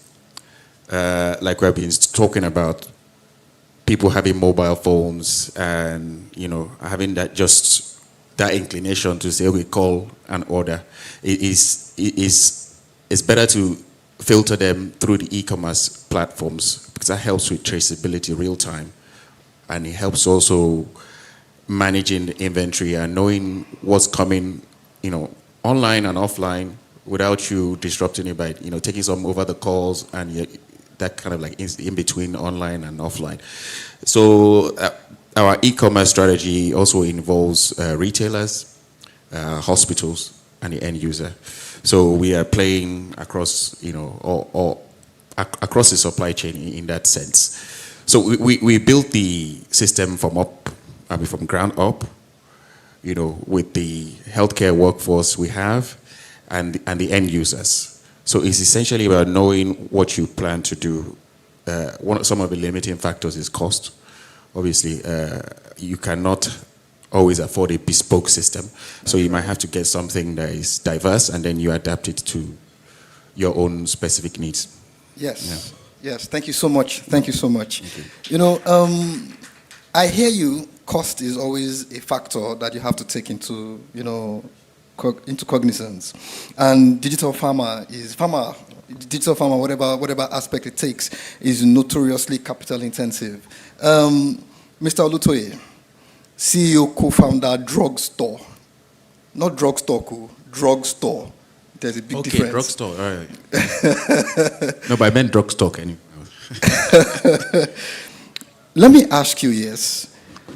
From your experience leading your organization, how have you strategically balanced rapid growth with financial sustainability, and what operational or product decisions have been most critical in keeping the model economically viable at scale? All right. Good morning, everyone, and thank you for having me here. So when you look at pharma growth or digital pharma growth, I don't like to put rapid and digital pharma in the same sentence. So this is not fintech, right? So to me, I believe growth in digital pharma is steady and consistent. But over time, what we've been able to do is to make sure that we stay asset light. So unlike Advantage and Tabadi, that we rely on most times because they have physical infrastructures. So we tend to stay asset light because we are trying to digitize pharmacies. So one of our goal of vision is to bring pharmacies online and take them from paper method to using inventory softwares, setting up their online stores, right? So we stay asset light, and then we also try to aggregate demand. So by the time we do all this, it's easy for us to grow while at the same time being financially sustainable. And one other thing we also did when we started was to partner with logistics. So instead of setting up our own logistics fleet or our own fleets of bikes and drivers. We work with existing infrastructures. At some points, we also work with 9 posts, like like Farmer Adebakin said, but they were not what we expected, so we had to look for private organizations. So partnerships, being asset light, the way you can grow, while at the same time also being financially sustainable. And it helps you carry out more transactions, relying on the same infrastructure. So you can go from 100 transactions to a 10,000 transaction, 100,000 transactions with still the same infrastructure. Right, so that's how we're able to achieve that. All right, thank you so much, sir. Please let's appreciate Mr. for that answer, Mr. Olutoye. Ms. Olajube, this question is for you. Pharmacy Africa is a startup navigating multiple African markets. What practical lessons have you learned about aligning innovative digital health models with diverse regulatory requirements, and how can policymakers better support cross-border digital scalability? All right. Good morning, everyone. Thank you for having me here, and thank you for the question. So across multiple markets, we've realized that even though there are existing different policy frameworks and regulatory frameworks that are specific to the market, one thing we've realized is that healthcare behavior across the continent is rather specific, and health-seeking behaviors are fundamentally the same. And the most fundamental thing across these healthcare behaviors is seeking trust. We've realized that people seek healthcare in the most accessible and trustworthy places, most times being the pharmacy, which is the closest healthcare organization closest to them. And about 70% of healthcare visits start at the pharmacy and then end up with a prescription or a referral to the hospital. This means that essentially pharmacies are playing a very integral role in the entire healthcare continuum. Another interesting statistic is that 88% of healthcare visits to the hospital usually end in prescription of at least one medication, again showing that pharmacies are an integral part of the healthcare continuum. And as we evolve to grow digital health, the first thing would be to describe or define this known behavior. How do we do that? Let me give an example of a situation we had. We had a prescription from a patient in Cameroon, and we looked around our network of pharmacies in Cameroon, but we were unable to find the medication. So we extended the search to Nigeria, and eventually we were able to find the medication, but it was a hassle. Why was it a hassle? Because of the differences in prescription policies between Cameroon and Nigeria, it was difficult for pharmacists in Nigeria to process the prescription. So we eventually had to find doctors who were able to write the prescription following the Nigerian prescribing guidelines, and eventually we were able to get a proper prescription. Now, getting the medication to the patient in Cameroon was another hassle because of the logistics, but I won't go deep into that. So one thing that I would say is that even though, yes, we're building prescription accessibility within Nigeria, it is still a hassle because everybody is building regulations and policies in silos when we're meant to be building together. So to improve cross-border scalability, we need to look at things like e-prescriptions that can serve cross-continents. We need to look at building e-prescription mechanisms or e-prescription methods that serve across pharmacies across the continent. That way, we're able to improve and build on intercontinent scalability. Thank you. Thank you very much, ma'am. That was a very good insight as to how you are running affairs. I really wish we could do a second round of questions, but we're unable to because of time. And so I would like to use this opportunity to give each of the panelists just a minute, 1 minute, your closing remarks. 1 minute. Mr. Frank, 1 minute. 1 minute. Yes, sir. Every access is local. The industry, we are transitioning. I say 200 member companies. So if every access is local, even the technology can be localized. So in our space, I see a lot of things happening in the technology, tech environment. I want us to also start looking at the industry and see how can we explore all the segments of the industry, be it regulatory, be it supply chain, be it quality control, be it pharmaceutical engineering, dossier assessment. How can we use technology to speed up, how can we use it to ensure quality? How can we use it to scale up? And by so doing, we will guarantee that safe, quality, and affordable medicine are produced for Nigeria. Thank you so much, sir. That was 1 minute. Thank you so much. I really appreciate that. Mr. Kareem. Okay, so I would like to echo the same sentiment as Mr. Frank. He's because he's been doing so much in partnerships. That's why he has a lot to say. So I think partnerships is what we need to focus on. Technology adoption is quite expensive. Beyond just the hardware, software, there's also the ecosystem discussion to be had in terms of the infrastructure, the backbone, fiber optic, just the general infrastructure behind it is partnerships that can get us there. And discussions have started on that. I mean, in terms of the healthcare value chain that you spoke about, we have PVAC, we have a sector-wide approach, and we have so many discussions going on. I mean, it might take a while, but I think we just need to keep going and not relent. Thank you. The discussions are ongoing. That is actually the critical part. Pharmacies, Adebake. Okay, I wrote some things down here.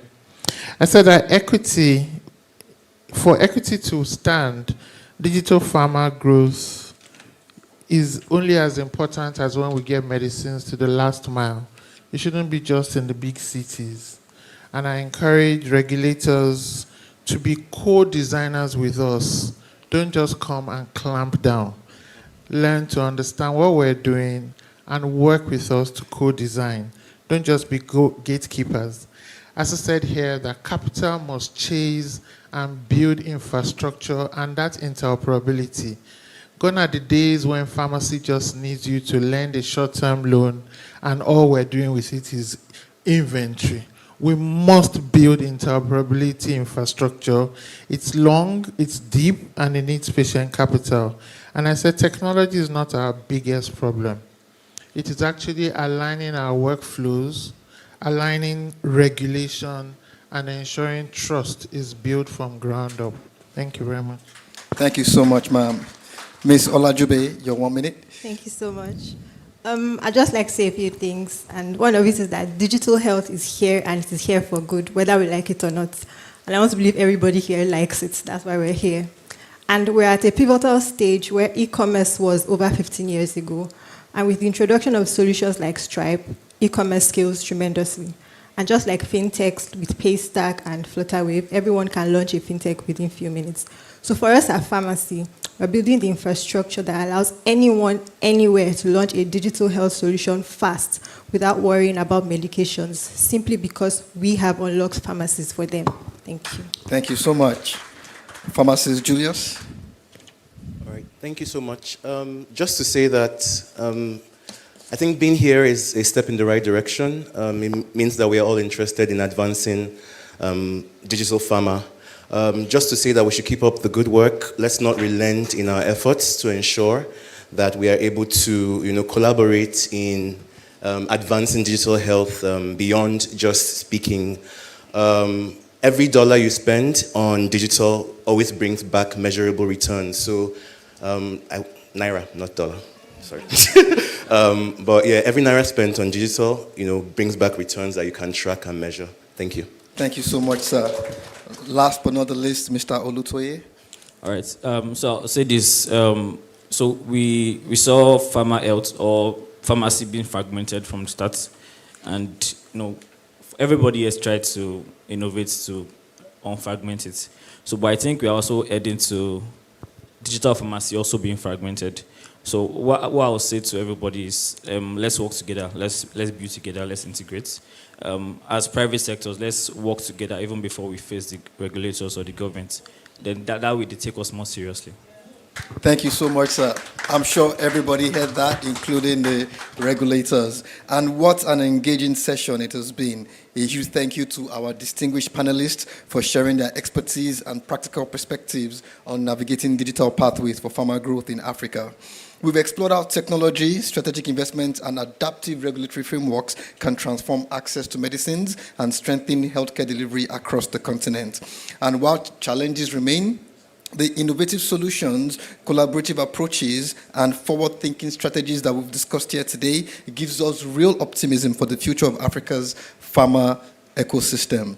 And of course, to bring this session to a close, I'd like to ask Mr. Karim Adeniji, MD of Tabadi Pharmaceuticals, to deliver a closing charge and share his insights on the way forward for Africa's pharma sector. Mr. Adeniji, you have just 1 minute.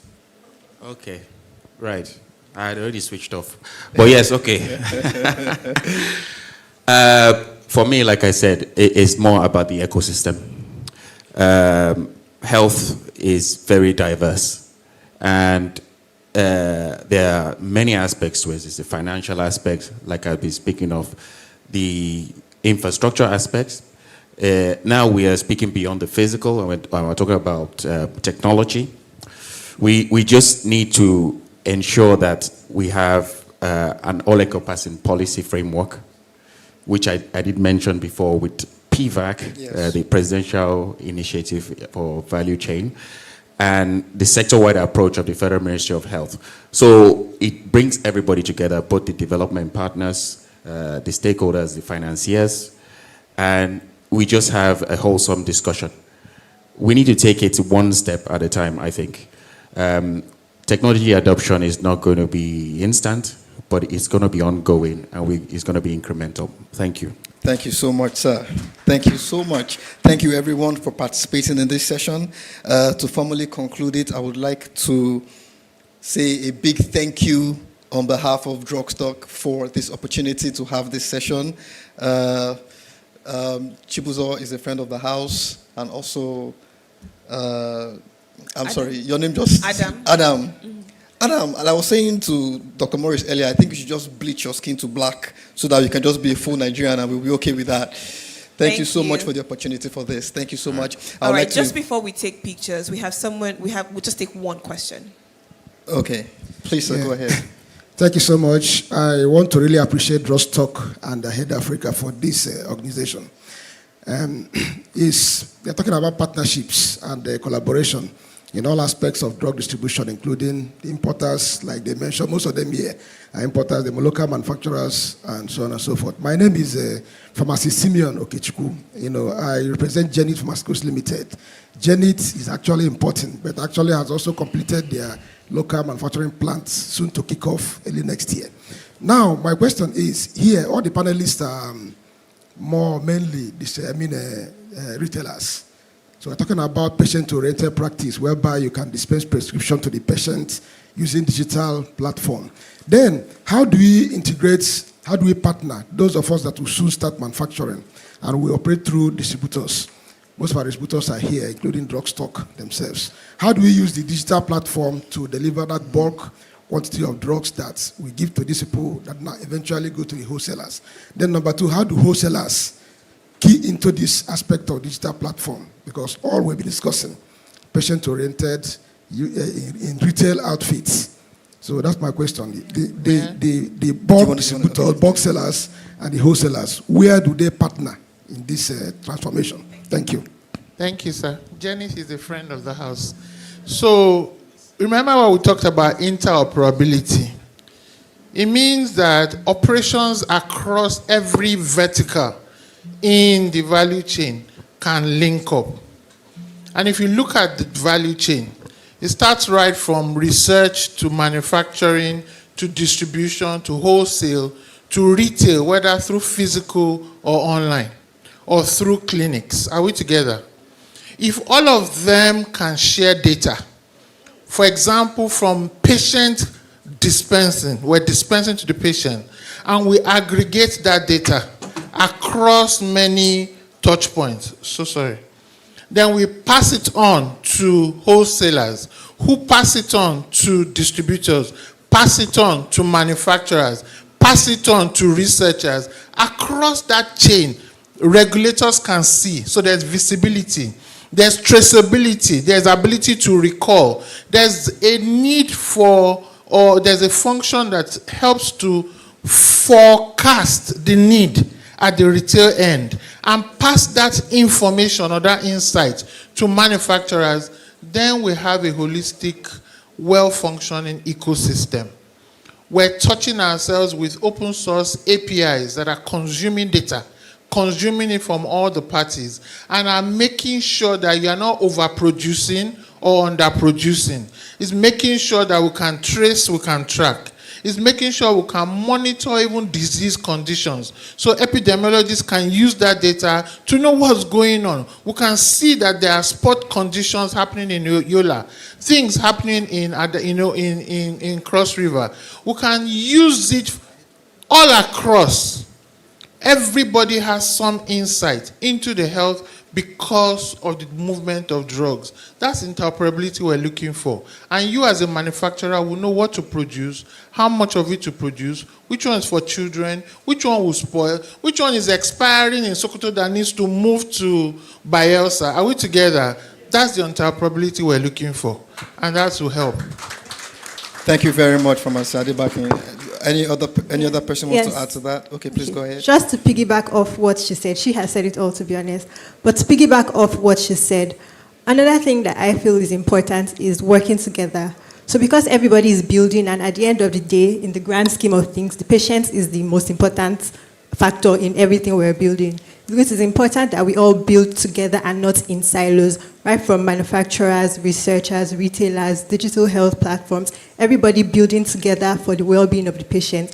I mean, once we're able to work together, there's going to be unity. And like he said, we're going to look like we know what we're doing to the regulators, and there's going to be transparency, like she said as well. Thank you. Thank you so much, ma'am. Fantastic insights.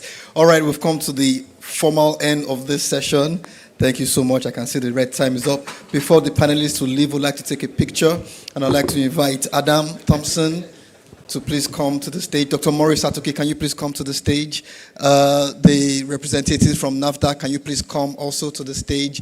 Chibuzo, if he's around, can you please also come to the stage so we can take a picture together? Thank you so much.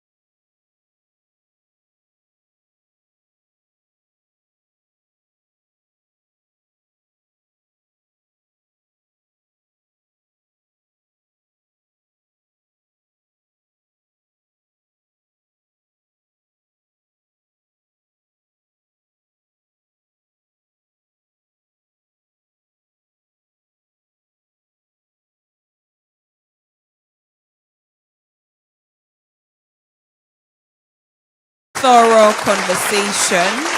And of course, to our able moderator, thank you so much for steering. Thank you so much for steering the conversation so powerfully. All right, so we're moving on to another conversation. But before then, let me announce quickly that if you stepped in after we had breakfast, you can walk to the breakfast stand, pick your breakfast, and come back into the room. Our next conversation will focus on building partnerships for resilient healthcare. And to moderate that conversation and also start by introducing our first speaker for this topic, I'd like to invite on stage a health system specialist with over 18 years of experience in primary and secondary care. He's passionate about lean thinking and innovations that advance healthcare delivery in Africa. He also serves as COO and he is co-founder at Drugstock. Please make welcome Adam Yahya. A round of applause for him, please. He has a lot of assignments on stage, so once he comes, he will introduce our next speaker and also facilitate the next conversation. Another round of applause for our co-founder and COO. Thank you.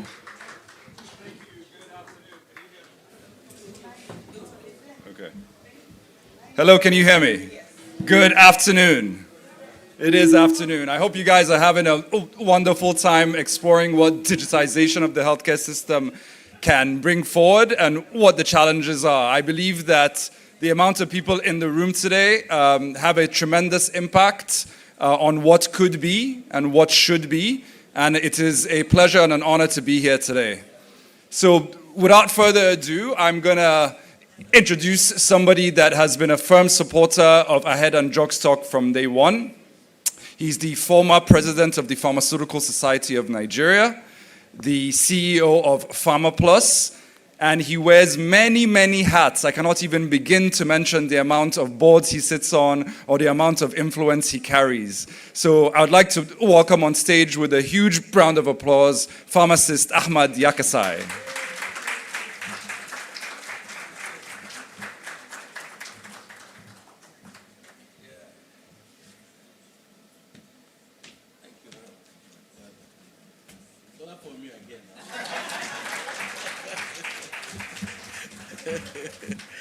Yeah.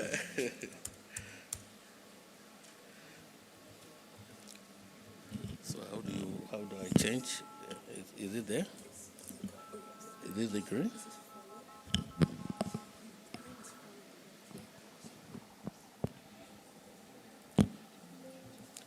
Thank you, Adam, for your beautiful, very economical introduction. I have been given 10 minutes, but probably it will take me 15 minutes to talk on the pharma industry as a catalyst for healthcare transformation in 21st century Nigeria. And of course, I started with the pharma landscape. And I tried to look at the picture, how successful the other countries are, particularly India, Malaysia, and some other countries in Africa. Globally, the pharmaceutical sector has witnessed significant growth, especially after COVID. So many things come to fore.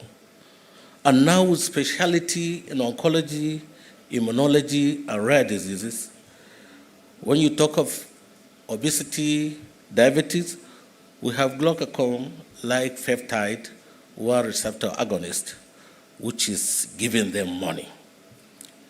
Pharmaceutical companies now, they look at research and development using AI. When COVID came, will we say it's an advantage or disadvantage? But honestly, we go deep into research and development using AI. So all the digital tools enhance drug discovery, from preclinical trials to clinical trials, and of course to the product and commercialization of the product. This enhances the efficiency of clinical trials and so on. Then we have mergers. In the process of discussions, I will show you how so many companies in the world are merging.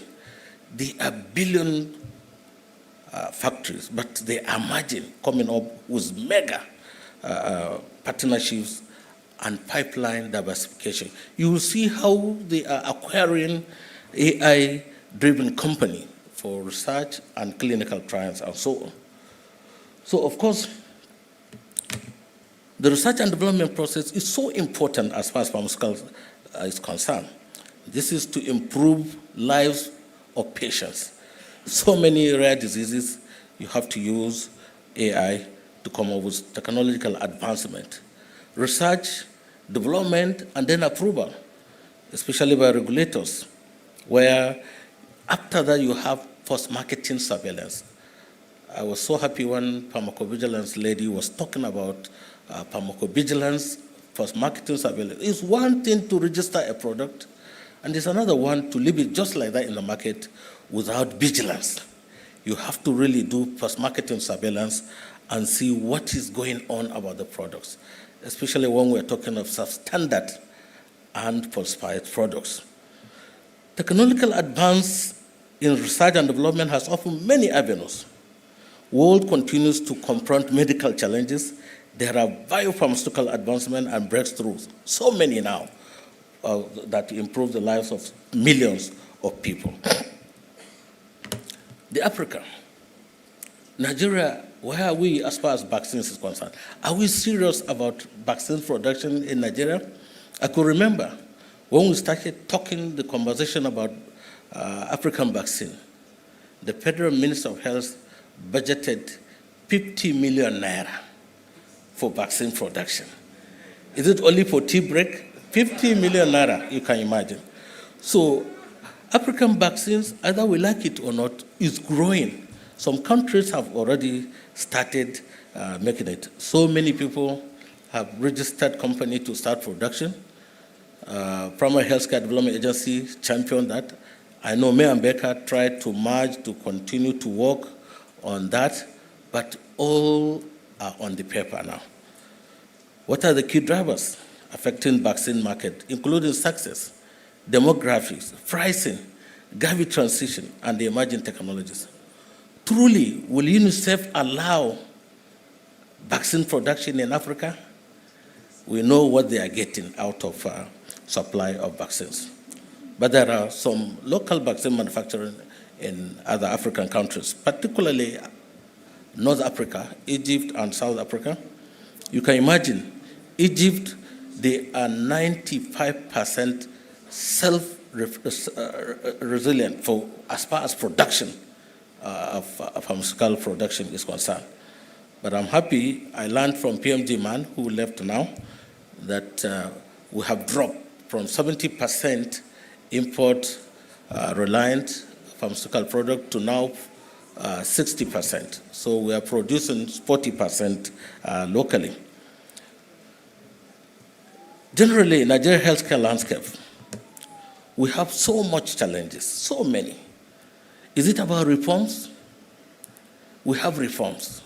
Is it we need to reform the reforms? Do we have really the issue of what we really want? The policy is there. But where is the honesty? Where is the fairness?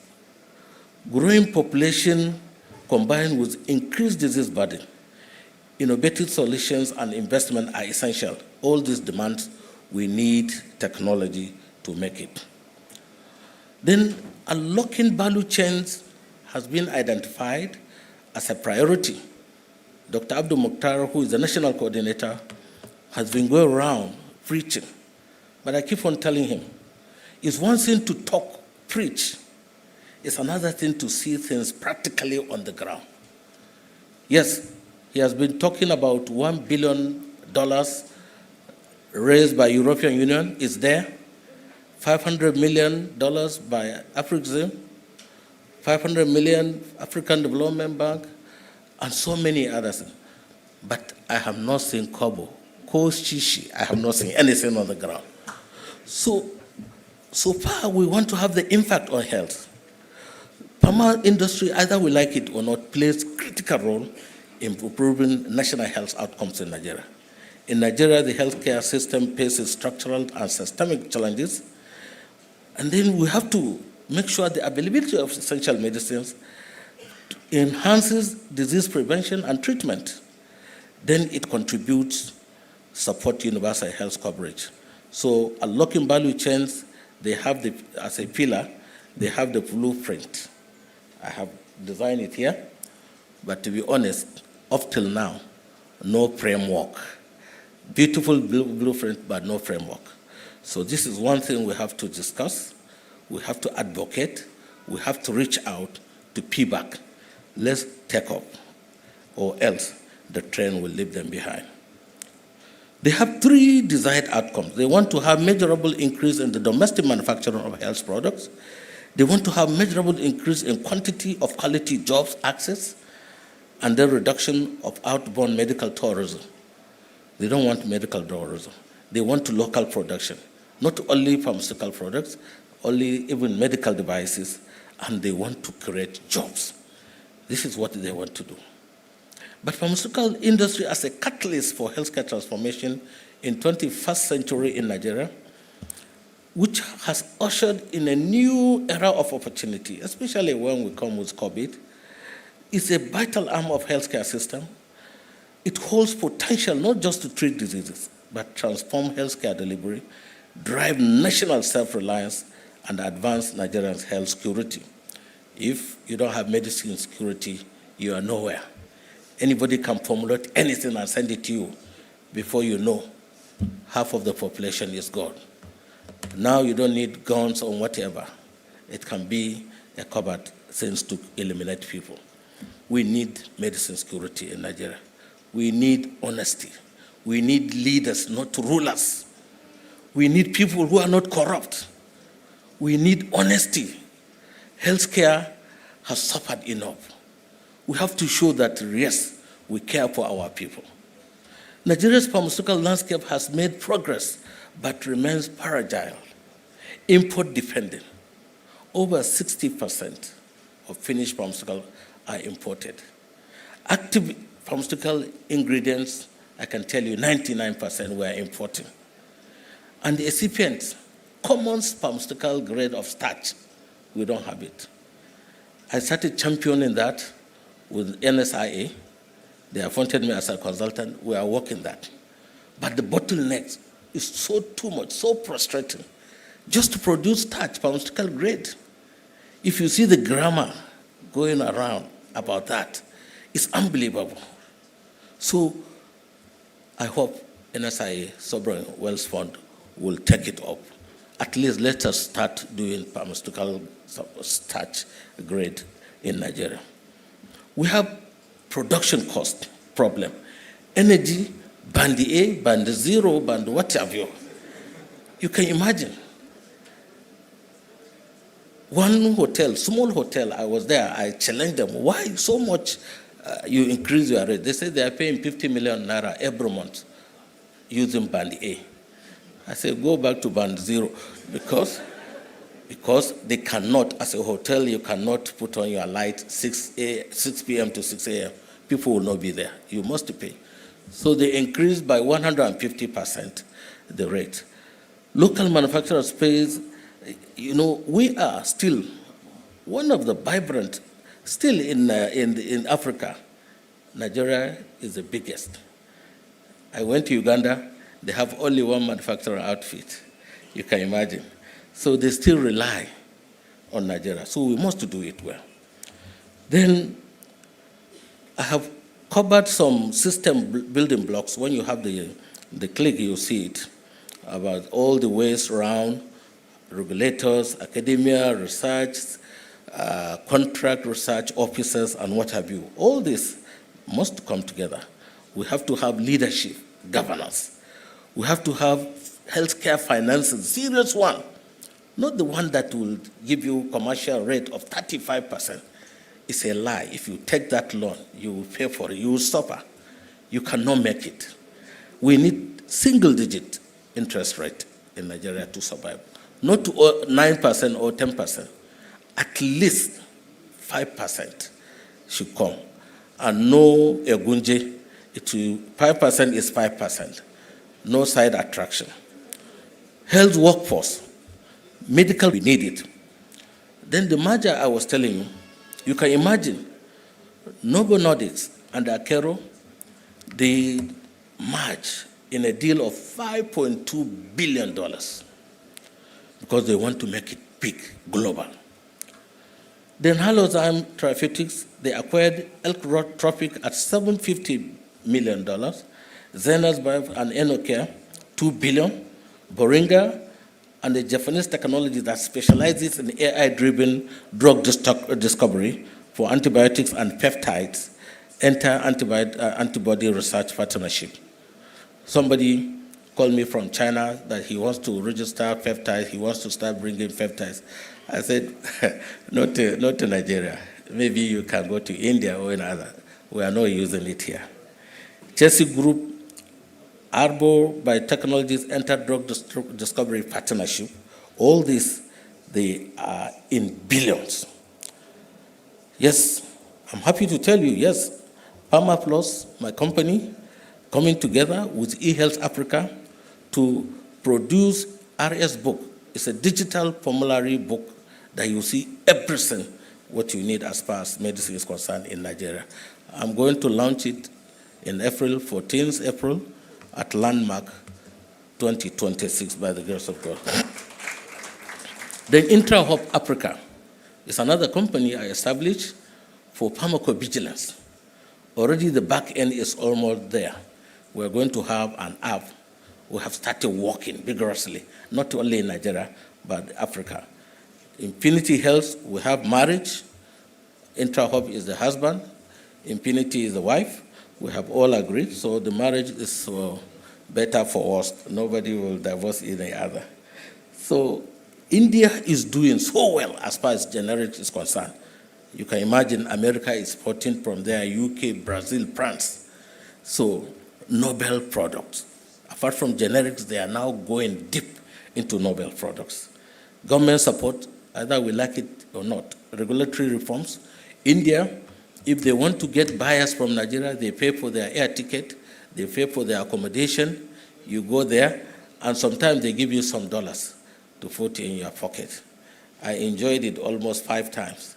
So, yes, I brought it to Nigeria, but if you see the way some people are talking about it, it's the way they want to make money. I said, no, I will not be part of that. So they do it. Pakistan, they do the same thing. If you are a buyer, you are coming, they pay for you. The manufacturers coming to Nigeria for exhibition, they pay for the exhibition booth.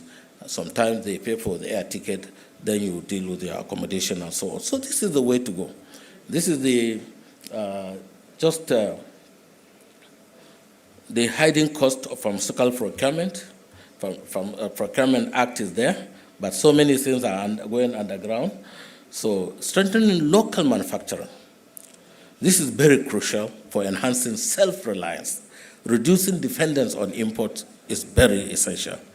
By expanding production capacity, we can not only ensure availability of essential medicine, also stimulate local economy and create jobs. I published a book on pharmaceutical industry in Nigeria, launched last year. I'm happy to tell you I almost got 50 million naira during the launching. So you write something good, it will be selling, yes. So it is very important we preach about drug production. Rule of law, we must follow it. Political stability.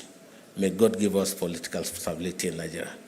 May God bring security back to Nigeria. We need it so that investors will come. Trusted partners will come with high ethical standards. Viable and accessible local market, appropriate capital market, innovation, and so many things we need it in Nigeria. Strengthening local manufacturing steel capacity. COVID has exposed that we are weak. We don't know anything. But so far, we are growing, we are coming out of that.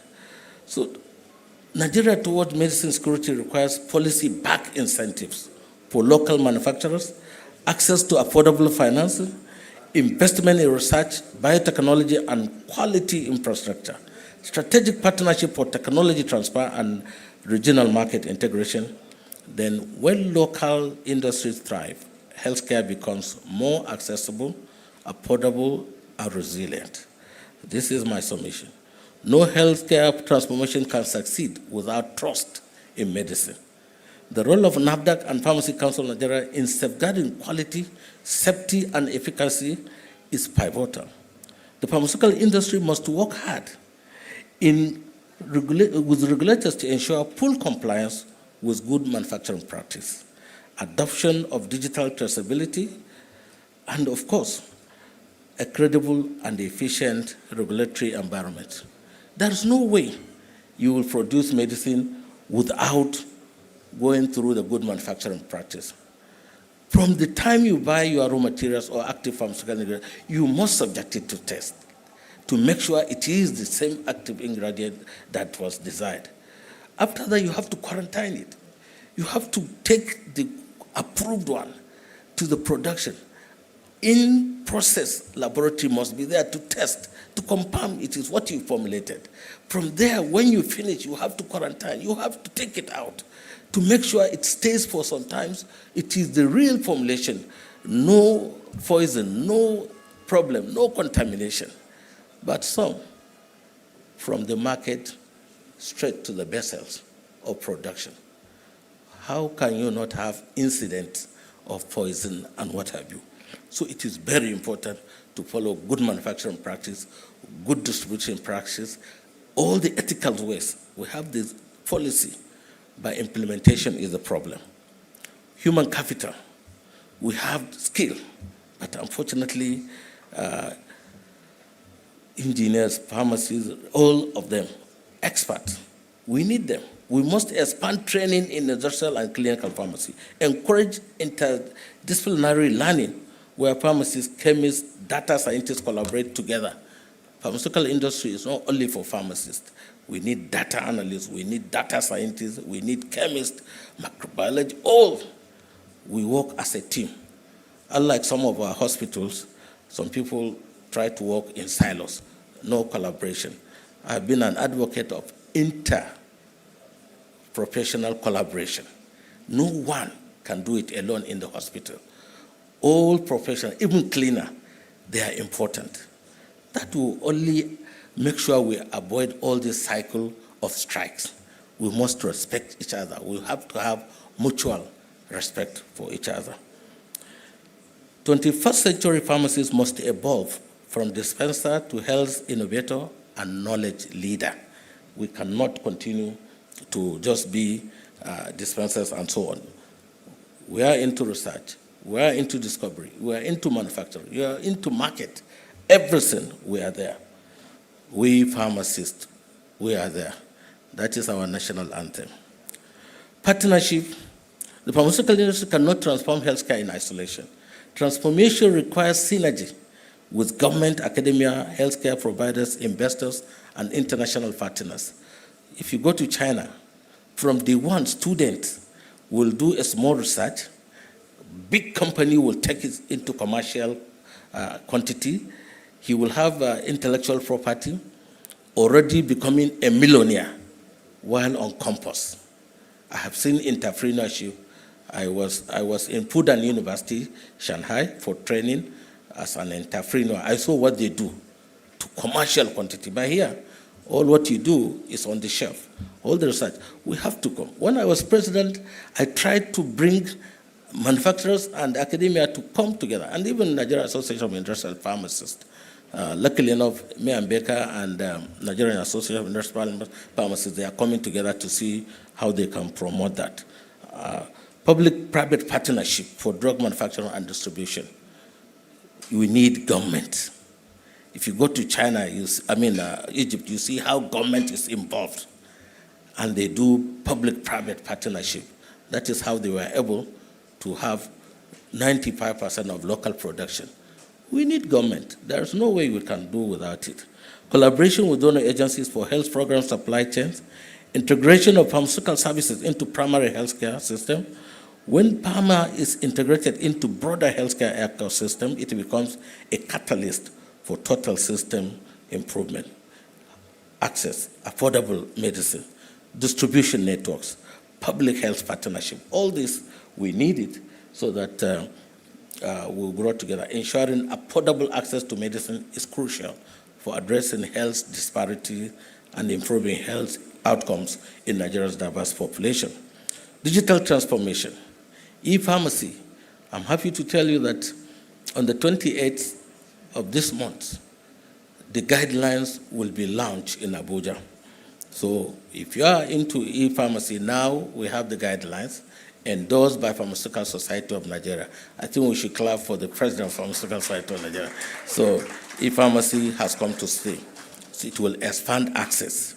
Then AI integration. So many guys are coming. I'm so happy. Telemedicine, so many products, so many apps based on AI, they are coming. Blockchain technology. When I came in with idea of blockchain technology, people were thinking I was coming from the moon. I presented a paper on blockchain technology in Dubai, and I can tell you some countries grab it. I went to custom to make sure they embrace it. NAFDA was slow, but now I think they are going into that. So it is very important. And National Health Insurance Act, you must embrace blockchain technology because you are coming into drug distribution with customized products or pharmaceutical products. So digital transformation is reshaping Nigeria's pharmaceutical industry, enhancing efficiency, accessibility, but I must tell you, Kenya is ahead. Kenya is doing well as far as digital transformation is concerned, but we're going to overtake them. Innovation, research and development, clinical trials using AI, collaboration opportunities, indigenous research and development, so that you can strengthen university industry collaborations, incentivize research through grant and tax reliefs. If you cannot pay money for research, we just have to invest, either private or public. And then supporting biopharmaceutical startups and clinical research centers, establishing a national drug innovation fund. That will help research development. That will help local production. That will help all the other channels of drug distribution in Nigeria, because money will be there at a very low rate, interest rate. I am advocating for National Drug Innovation Fund. Even if it is a bank, I'm advocating for that. So, drug stock, take it as part of your resolution. Such innovation ecosystem will allow Nigeria to contribute to global medical science and not just consume it. Policy and regulation. NAFDA monetization, I'm so happy. They are going into a lot of technology. National drug policy, my project at Kuru, NIFS Kuru was on this drug. I fight because you can imagine you formulate a policy and it will be there for 15 years without review. Meanwhile, inside the document you said it should be reviewed every 5 years. So my project was on this national drug policy and local drug production. And luckily enough, immediately when I came back, it was reviewed and approved. Harmonized regulatory alignment. Yes, I don't know why Nigeria were afraid of harmonization. But up till now, we have not signed the treaty of AMA, African Medicine Agency. That is how we lost out. The DG now is the former DG of FDA Ghana, Dr. Delesi Mimi Darko. It could have been Nigeria. So why are we afraid? Regulatory body like NAFDA is not revenue generating agency. If truly Ghana FDA has subjected all the products to all kind of tests and dossier submission and so on and approved, why can't Nigeria accept that document as one of the documents that, yes, Nigeria can from Ghana without registration in Nigeria? Likewise, it's reciprocal. Diplomacy is reciprocal.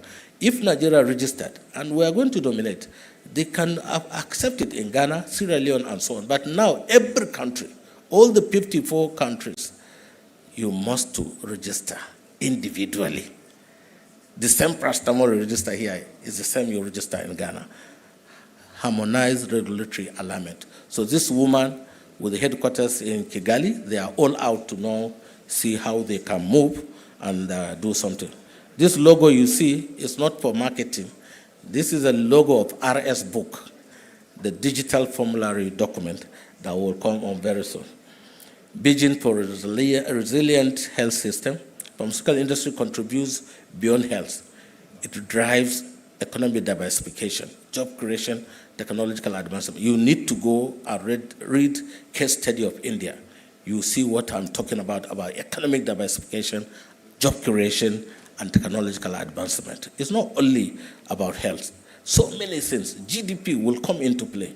According to estimate, every 1 naira invested in local pharmaceutical production yields multiple returns in healthcare savings and industrial value. Moreover, a thriving pharma industry reduces the outflow of foreign exchange. Just like Dangote now, petroleum, we are getting dollars. Even though I beg him to come up with petrochemical part of it so that we can have raw materials to develop our active pharmaceutical ingredients. He's still dragging. He said our area is over-regulated. He doesn't want to come to a terrain that is over-regulated, but we're still working on his. Even if it means to go to Babalao, we'll go and get him. Yes. Strengthen national security through self-reliance. Positions Nigeria as West African pharmaceutical hub, as always championed by PAMA West Africa exhibition and conference. I started PAMA West Africa every year at Landmark just for this, to make Nigeria West African pharmaceutical hub. And I thank God it's taking shape.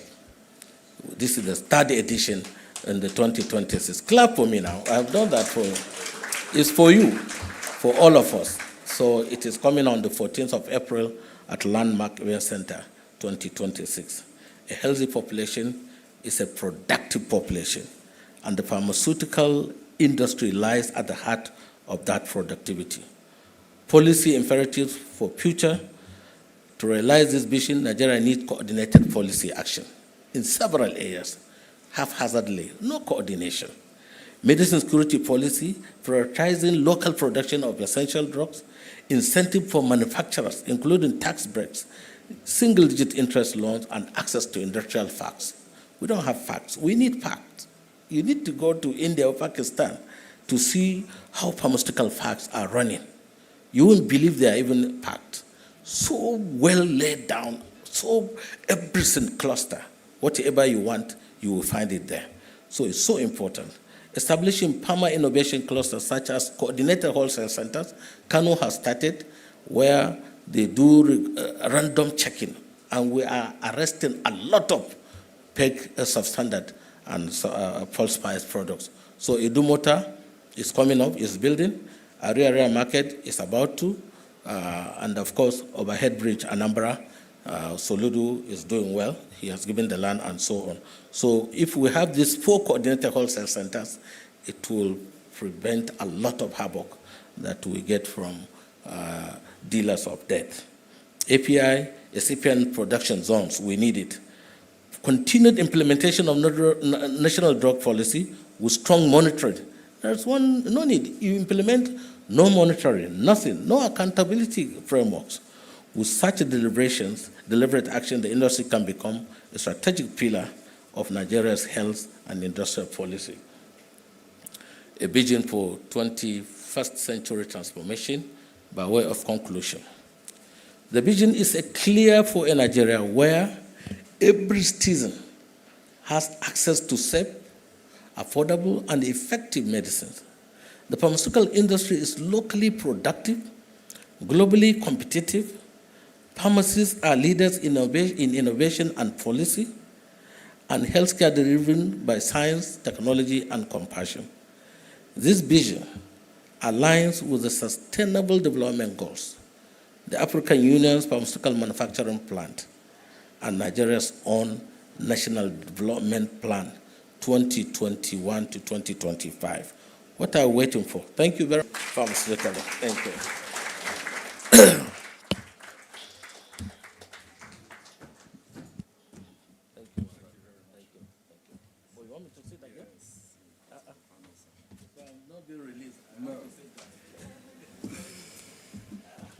All right, so can we have another round of applause for Farm Ahmadi Akasai? I'll tell you guys a story. When we were first starting Drugstock, he was one of the first people to, as you can see from today's speech, he's also highlighted some things that he believes will become actual and are part of the vision of Nigeria's healthcare system as a whole. So I'd like to thank you for always being a visionary, always identifying things quite early, and it's a pleasure to have you on stage. So today I'm here to speak frankly, and I'm here to ensure that we have a session that openly debates this. Ever since I stepped into the healthcare sector, my father was a medical practitioner here, and over 25 years ago, I heard the word HMO and NHIS.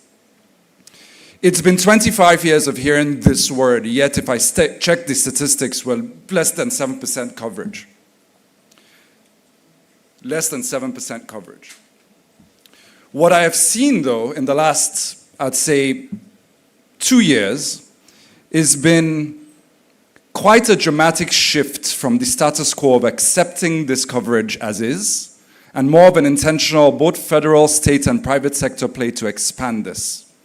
This has been quite encouraging to see, that the people that hold and distribute the money are taking it quite seriously. But it still begs the question, who supports the infrastructure that gives this care? How standardized are care facilities across the nation? How are pharmacies integrated into this? How are physiotherapists integrated into this? And how do we use digital tools so that we don't end up spending another 25 years going from 7% to 60%? How do we ensure there's interoperability, as was said in previous panel sessions? And how do we ensure, which is the topic of today, human capacity development to ensure this change is possible and can happen? I'm very excited today to bring on stage people that I believe will deliberate this honestly, frankly, and boldly. I think the people we have on the stage today shape the future of managed care in Nigeria and possibly set a blueprint for what we can do with health systems interoperability as a whole.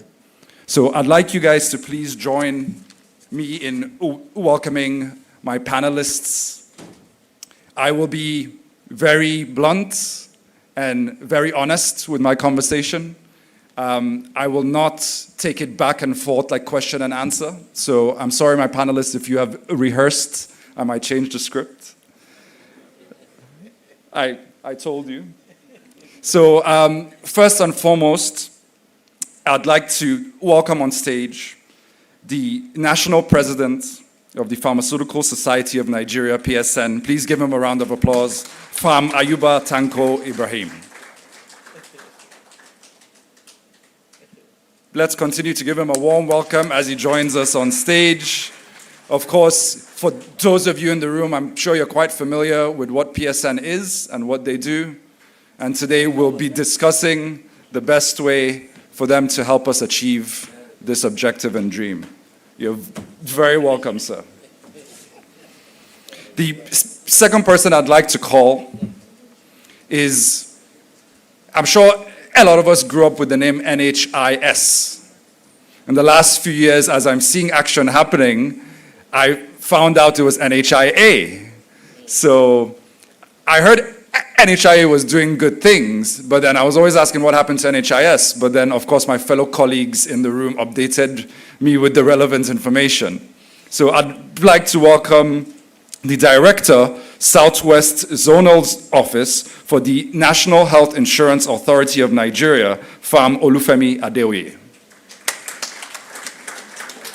You're very welcome, sir. Farm Adeoye will help us discuss how national policies and frameworks in managed care can make or break what happens over the next 10 years. The third panelist that will join me on stage is somebody I've worked with on several occasions, as almost everybody on this stage as well. She leads and is the head of medical service for one of the largest in the country and one of the largest HMOs in the country. They are innovative in their approach to digitization and digital health. And it is an honor to welcome Dr. Olamide Lawal, Head of Medical Services, AXA Mansard.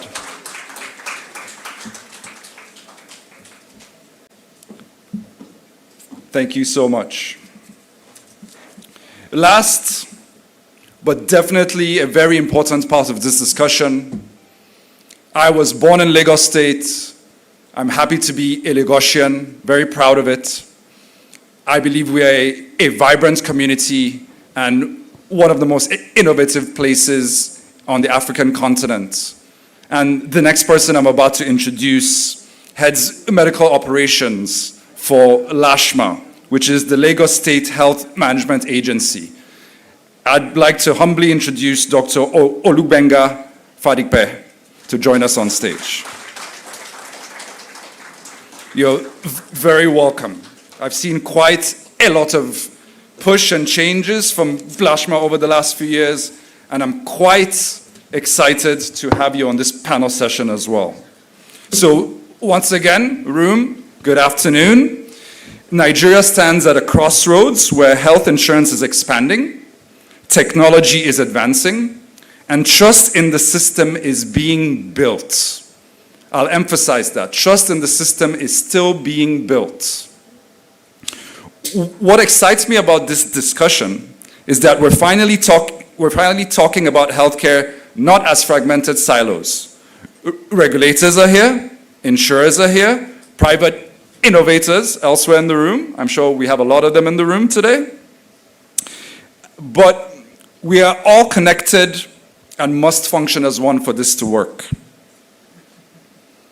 Because in reality, the Nigerian patient doesn't care whether his coverage comes from the private sector or the public sector or who gives him the coverage. They simply want coverage that works. And today, I'll be starting the discussion on how to ensure that we make it work. I'm gonna start with Fam Adeoye. Good afternoon. So I know the NHIA's mandate is to drive universal healthcare coverage through sustainable health insurance mechanisms. Can you tell us your particular experience on the scalability of these insurance mechanisms and how you have been working with providers over the years to ensure that the capacity of the provider meets the standards that you hold and uphold most insurance companies to go through? Thank you very much for the opportunity. Before I answer your question, I first of all want to say something from the past and thank Francis Yakase. He may not know me, but about 25 years ago, he signed up as my referee when I needed to go for an internship at Aminu Kano Teaching Hospital. My uncle in Zoo Road in Kano, Bode Adeoye, sent me to you and you signed and began my journey as a pharmacist. So thank you. I've sought for an opportunity and this is it. Thank you very much, sir. To your question then, it's amazing that after quite a long time, people are still trying to build trust in the health insurance system. And it's unfortunate though, because there has been struggles over the years. But whether we like it or not, it has come to stay as a viable and sustainable healthcare financing mechanism in the country. And we all have to find a way to plug into it, because it's really not a cliche. It's really not to scare anybody, but it's a reality that we are all about a sickness away from poverty. And so it's important that we all must find ourselves with a form of health insurance or the other. It's also sad that our figures are still low. It's just about 21 million Nigerians as of today have health insurance. That's about 10%, depending on how you look at what you are calculating, what our population is, over 200 million. But it shows that we still have a long, long ways to go. And the earlier we begin to pursue it, the better for us. Over the years, NHIS, then NHIA has worked with stakeholders, whether in the private sector, in the public sector, to advance the cause of health insurance. We have worked with several HMOs, health maintenance organizations, and brought them in on board so that they can run the process and bring people on board. As of today, we have about 80 plus HMOs. Quite a lot of them are active in Lagos. Quite a lot of them have spread across the country, and they are doing the job and bringing people on board. I know that one of the things that has been a challenge has been the quality of care, quality of service. But we are all here professionals, and we all have a role to play, because the better the quality of care that Nigerians are able to receive from the system, the better for all of us, because the better they care, they go back and tell others about the benefits therein. And so it's important that as professionals, we all get involved. Now, to plug in as professionals, it's important that everyone comes. By the law establishing the NHIA, any group of providers must first of all approach NHIA and apply to provide service under the NHIA, after which they are accredited, inspected and accredited, whether it's an HMO, a healthcare provider, and we have a gamut of healthcare providers, pharmacies, laboratory scientists, primary providers, specialists, all providing care to enrollees. But it all begins with an accreditation to bring them in on board. The accreditation helps us know and guarantee that these providers we are bringing on board can provide quality services, so that that's our own way of assuring the patient, when they go to the provider, they will get the requisite care, because they have the requisite professional who have the requisite skills, equipment, and infrastructure to provide the needed care for all Nigerians. But like I said, it is important that as professionals, we work together to build the confidence of the patients, so that they can become our mouthpiece and advertise the system for us. And correct. 200 million Nigerians still there for us to capture. Thank you very much. Thank you so much for that. I think just to follow up on your chain of thought there, I like the concept of accreditation with standardizing who is able to do that. But I think I would also like to emphasize the point that when you're starting any project, the first 10 million are early adopters or forced adopters. So your next 10 million, the level of service they get between accessing healthcare as a private individual or going through an HMO service, from a healthcare provision point of view, I think if that's done right, then it catalyzes the idea of, oh, I used it, it worked, and the service was on par with what I used to pay when I go and pay as a private patient. So I'm just going to go back, or I'm going to go to Dr. Fadipe and ask you for your own experience onboarding different providers as you have scaled a wonderful program that we have felt and seen, even as people that helped contribute to certain elements of this program. What has been your experience in interacting with the quality of care of hospitals and pharmacies that provision the care for your enrollees? All right, thank you very much for that question. At LASHMA, we have a very robust and strong quality assessment system. Before any provider can join the network of healthcare providers, you have to undergo a quality assessment check.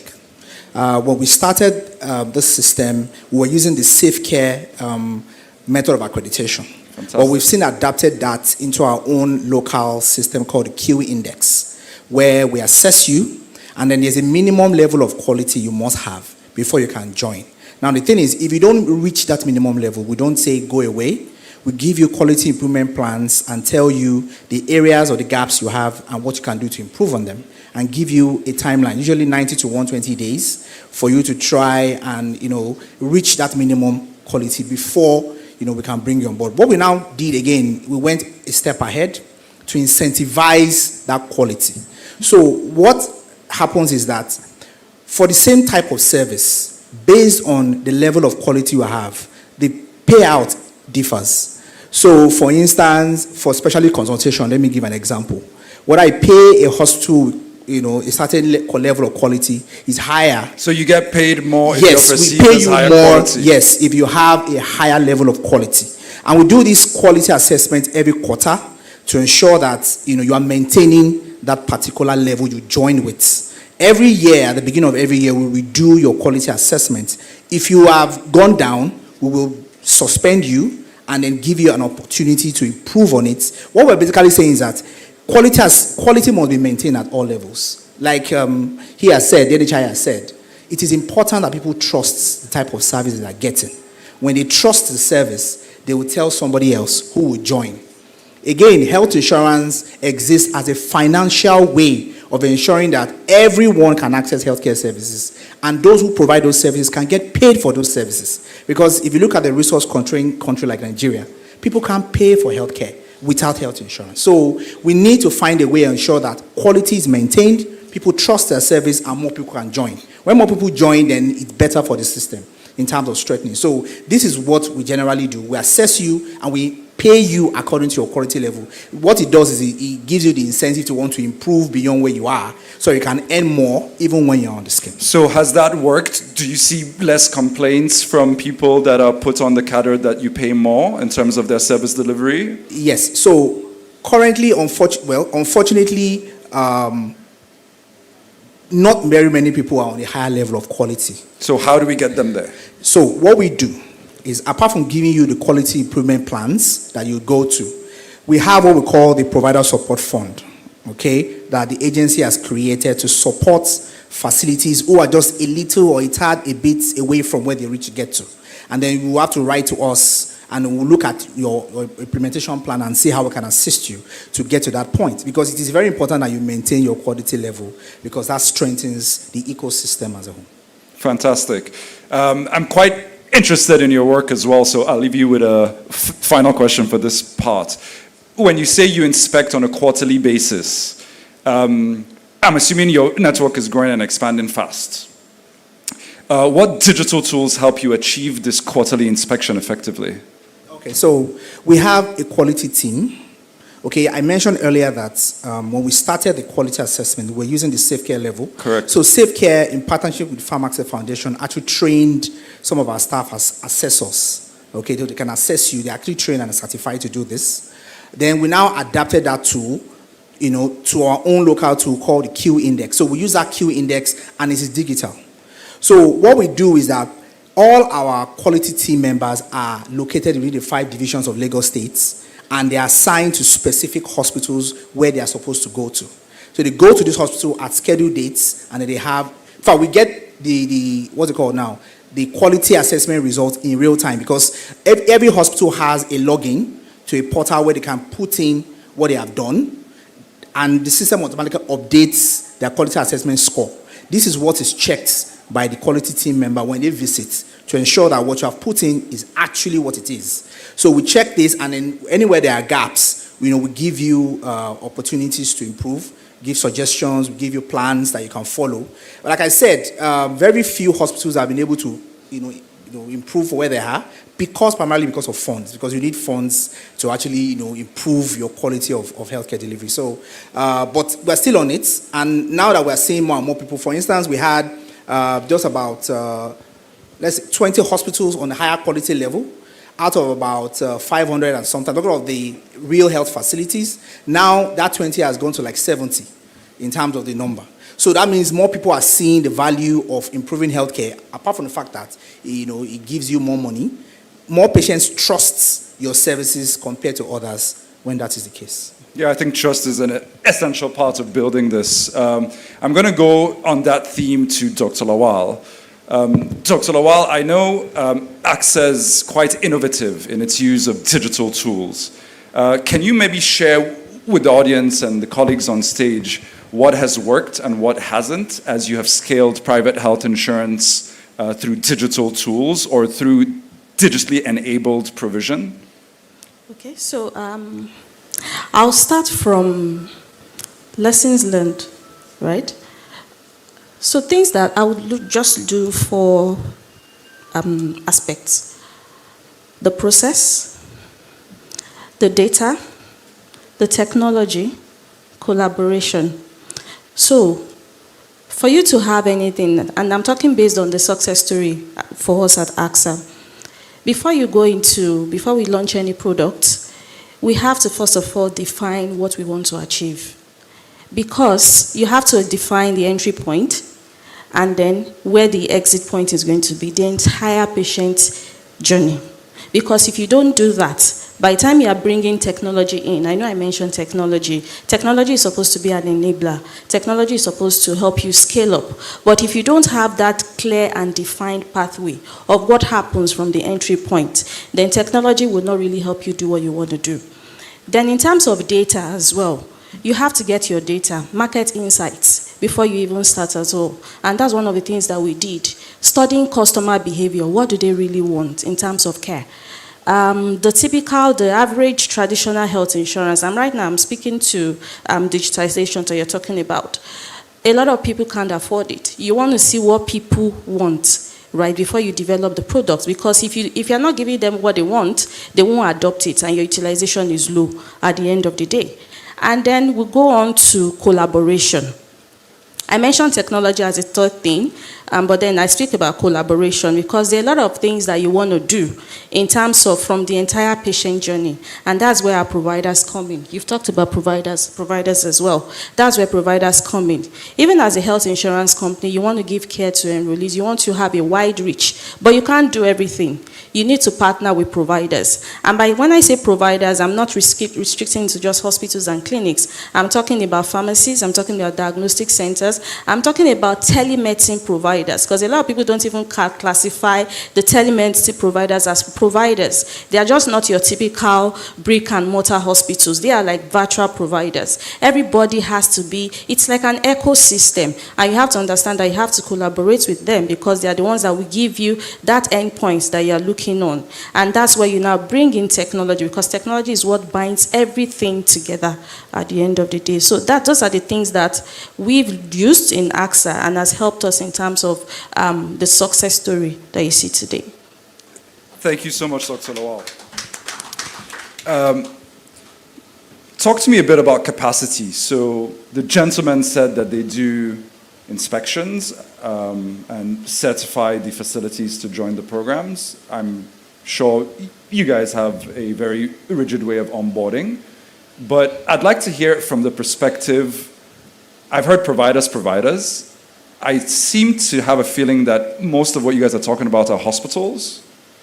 So tell me, you're shaking your head, I'd love to hear your answer after Dr. Lawal. Can you tell me how you integrate the rest of the healthcare system? Because every successful healthcare system relies on all ends of this entity. And given the fact that 70% of health-seeking behavior in Nigeria is pharmacy first, how does this impact the way insurance provision is to be dispensed, or the innovation that comes from Nigeria that takes a look at insurance spread from a different angle? Okay. Your question is two parts. All right. It's more like 5 hidden parts, but yeah. Yes. So in terms of providers, well, we have all types of providers at AXA Mansard. We have the hospitals. We have the clinics. By definition, clinics mean that they don't run 24/7. That's our own definition. We have the pharmacies. You're one of us. We have physiotherapy centers. We have dental, optical, name it. That's why when I spoke earlier, I emphasized the fact that we have telemedicine providers as well. So any kind of provider that you're looking at, we have. Now, in terms of speaking to the digitization part that you mentioned, when it comes to digitization, what we've done is, because we have, I'll start from the product. You have to have a product first. A sale is done. And I'll speak to, you have to have a platform for which people can actually get that your product. And that's one of the things that we've done in AXA, in that we have embedded it one way or the other into the lifestyle of people, some of the products that we sell. So you have people buying data, and they can actually buy health insurance while they're buying data. Speaking to pharmacy-led microinsurance, you have people going to the pharmacy. This is what Nigerians do typically. A lot of people self-medicate. They just go to the pharmacy and they want to buy medication. But now we are saying that we're embedding insurance. We're working with pharmacies to ensure that you're selling health insurance to them. And also giving the pharmacies guidelines such that the quality of care is not lost in patients starting their point of care at the pharmacies, right? And then from the pharmacies, you're moving on to the pharmacy can actually provide telemedicine consultations to people when they come in. Because what I said earlier, you already have a clear pathway that you have defined, and you're able to translate this to your pharmacies as well to say, when somebody comes to do this and presents with this symptom, this is what you do. Same thing with telemedicine providers. What we've seen is we have telemedicine providers that have AI tools embedded in them, where patients, when they start their journey, right, they can actually, all of us use, quite a number of us do Google, or we use symptom checkers, right? But then the AI tool has been built in such a way that it can actually triage the patient for you on the telemedicine platform. So you know whether the person, you can just give like general advice, or the person has to now have a consultation with a telemedicine doctor, or the patient, the AI tool is actually escalating and saying that you actually need to see a physical doctor and you need to be in the hospital. So those are some of the tools, some of the things that we've put in place. I hope that helps. That absolutely helps. Do you think it's possible to triage at a pharmacy? Triage at the pharmacy, yes.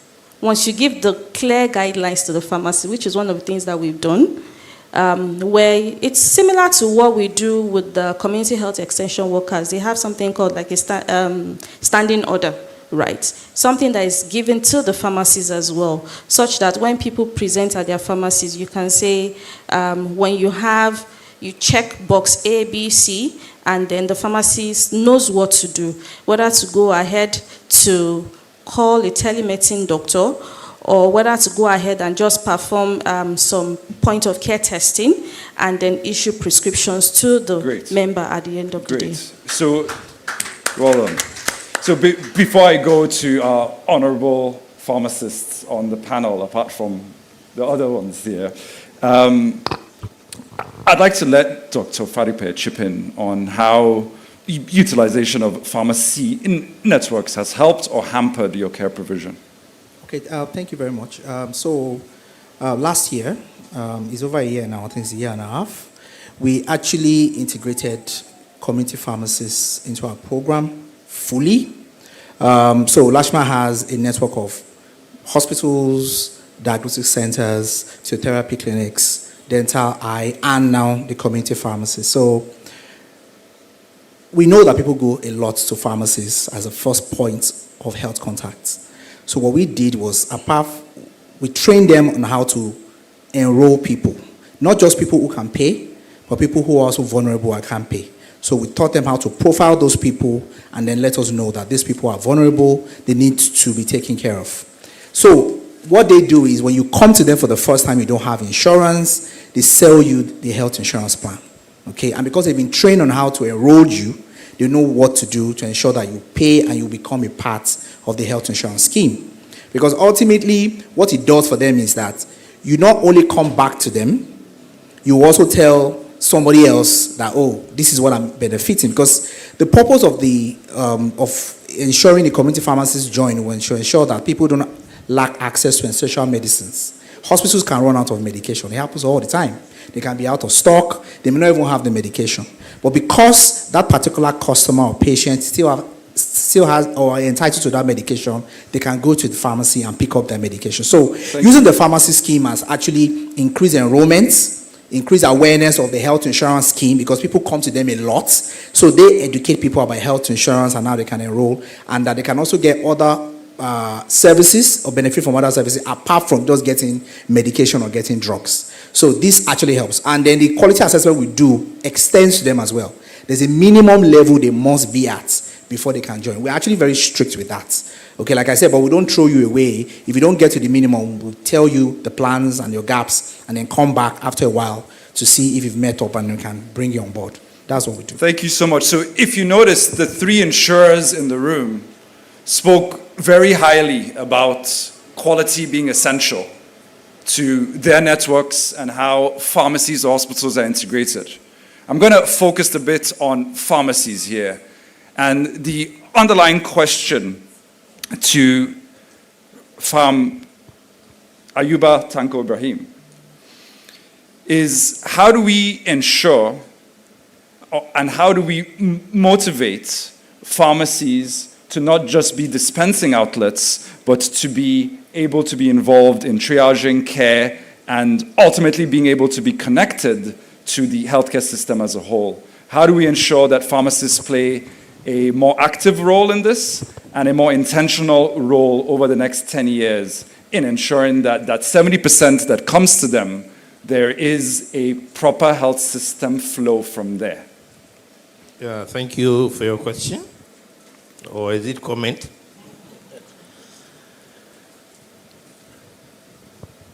As we draw today's conversation to a close, I would like to highlight a few reflections that speak to our shared commitment to advancing healthcare equity and strengthening digital innovation across Africa. Collaboration remains the main issue. The insights we have shared today confirm that no single institution can do it alone. Correct. Partnerships between government, private sector, pharmacists, innovators, and insurers are essential to building the resilient systems Africa needs. As pharmacists, we are prepared. Technology is not the goal. Better health outcomes are the goal. So technology is not an end in itself. It's a goal, a means to an end. So digital tools must ultimately translate into improved access to medicines, reduce system inefficiencies, and stronger patient engagement. Innovation must serve people, not the other way around. So the future is a shared responsibility.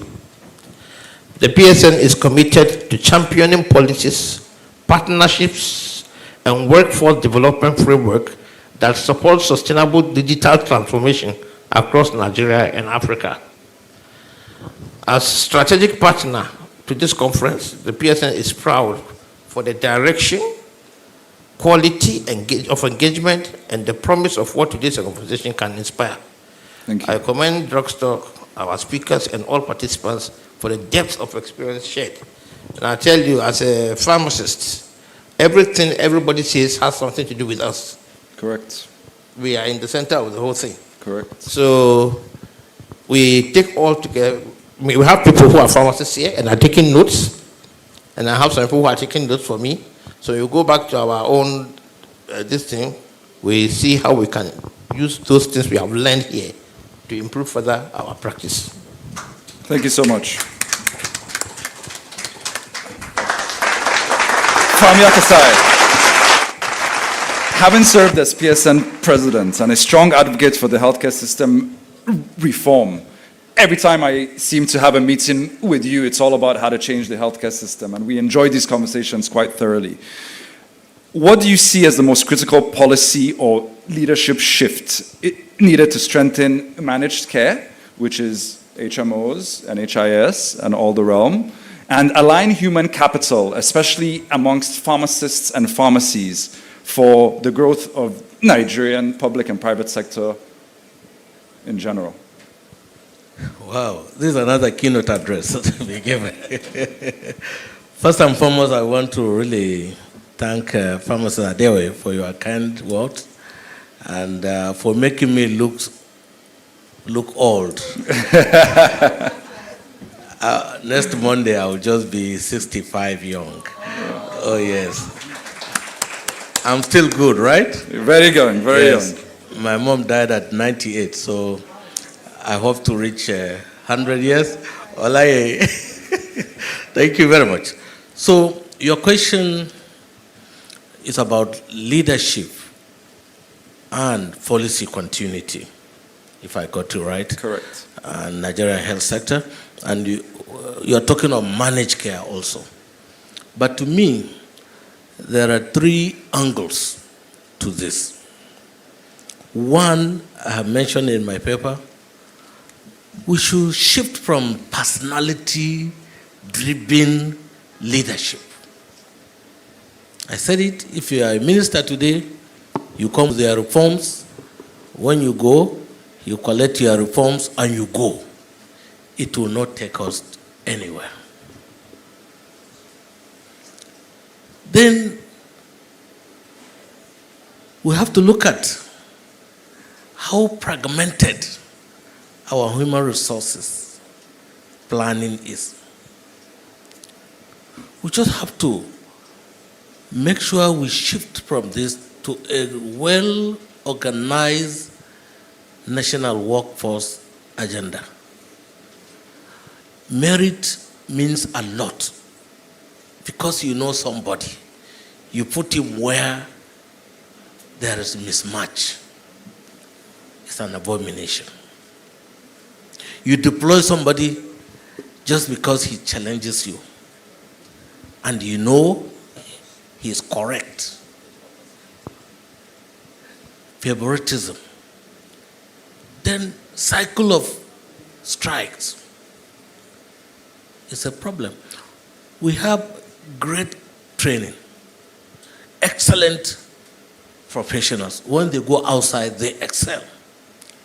But here, because of all this prostration, I don't want to call them prostitute, but Jaffa is prostitution, whether you like it or not. So it's a real frustration. People feel bad. When I was president, Abimbola is here, PCN, we came up with the idea of internees should be posted centrally because it's a training. But the guy who grabbed the ideas, he said, I will do it for other professionals as a pilot scheme. Till he left, he didn't consider doing it for pharmacists. He grabbed my blueprint and he did it for others. I don't want to go deep into that, but honestly, we just have to be sincere. The human resources, we have them. Excellent guys, doctors, pharmacists, nurses, excellent guys. But the leadership, they don't care about what is right. The implementation, it takes long time after agreeing, after you come with a reform. It even takes long time to implement. Even if you want to implement, the first thing you look at is how much am I going to get? What is the benefit? It's not for the public what I will get. This money, where will you go with this money? Where? I keep on saying, if you run after money, money will run away. The way you close your eyes, God has his own way. You will see money coming to you. You will see credibility, integrity working for you. People, really, Nigerians, they want to see somebody of integrity, credible people. Even investors, they want to see credible people. They want to see people with integrity. Then the third angle I see is the issue of data-driven approach. No information, haphazardly.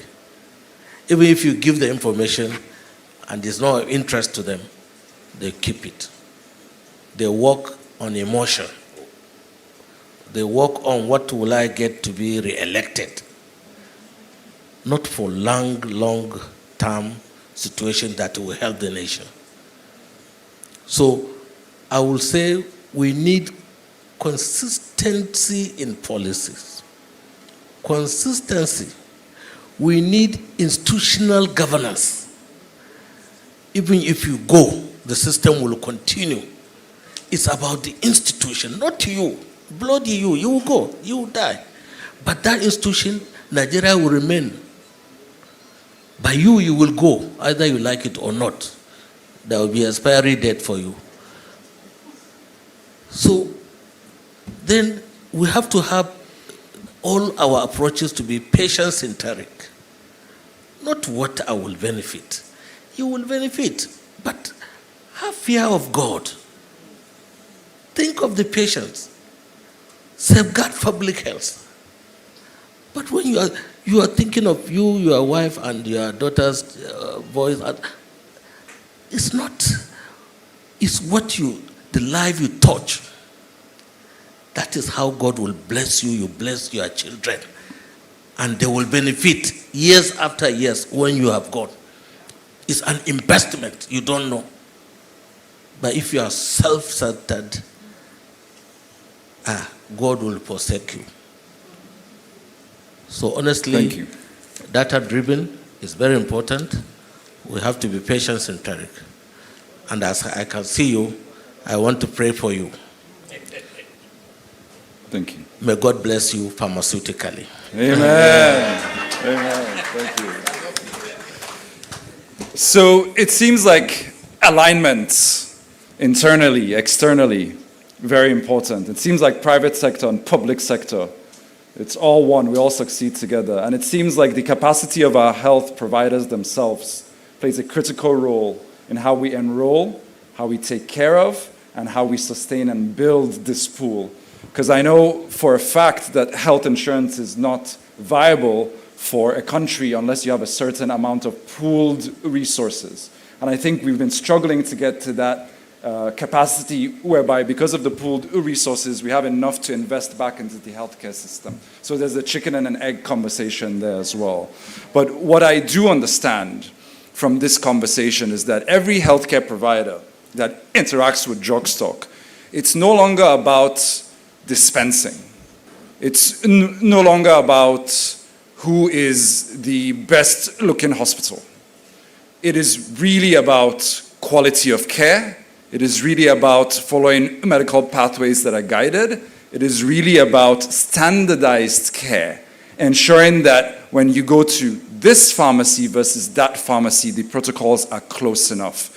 Or this hospital to that hospital, the protocols are close enough. Because what they want on the insurance side is standardization. What they also want is data interoperability, the ability to know what's happening to their patient today, not after a month for a health inspection or after a month for the claim. So the interoperability is really important. Digitization, but as the president said, not for the sake of digitization, but for the sake of health outcomes is important. As much as it's important for you to manage your inventory, it is also important that your digital tools help you manage medical pathways, even at the pharmacy. Because we all know, and we're all guilty of it, that a lot of the times on the pharmacist's till, the pharmacist might have taken a break or might not be present. So there are people seeking care that would need standardized care that should be referenced. So from that, I'm encouraged, and I'd say in the last hour, it's been clear that public ambition and private innovation are not competing forces. They are complementary engines. And the NHIA cannot scale without private execution. And the private sector cannot impact millions without public alignment. It is clear as day. The future is shared, and so is the responsibility.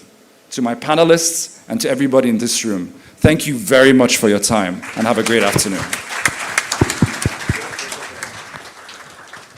Thank you. I think we want to take just one question. Sure. Yes, please. Let me hand over the microphone.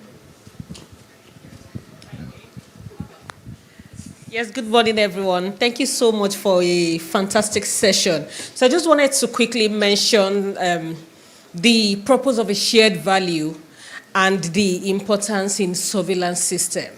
So if you're able to have, like the way everybody has said it, in such a way that the community pharmacies are able to gather data, track how many people came for cholera, how many people came for pregnancy, malaria and pregnancy and all of that, then we'll be able to track data that allows us to have interventions in real time. Now, it means that for us to be able to have a structured surveillance system in Nigeria, we need to work together. And isolation, whether digital isolation, whether medical isolation, whether pharmaceutical isolation, will not work. So going forward from what Alhaji Yakasai said, we are better together. Thank you. Thank you so much. Thank you so much.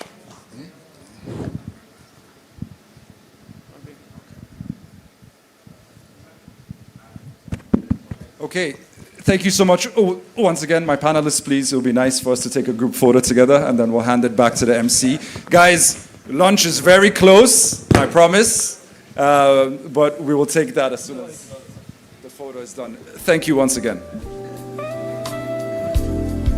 We won't be able to because we are working against time. All right, but thank you so much for such an explosive conversation. That was definitely a great one. Thank you. We'd like to invite Dr. Okpara to join for a picture. Thank you.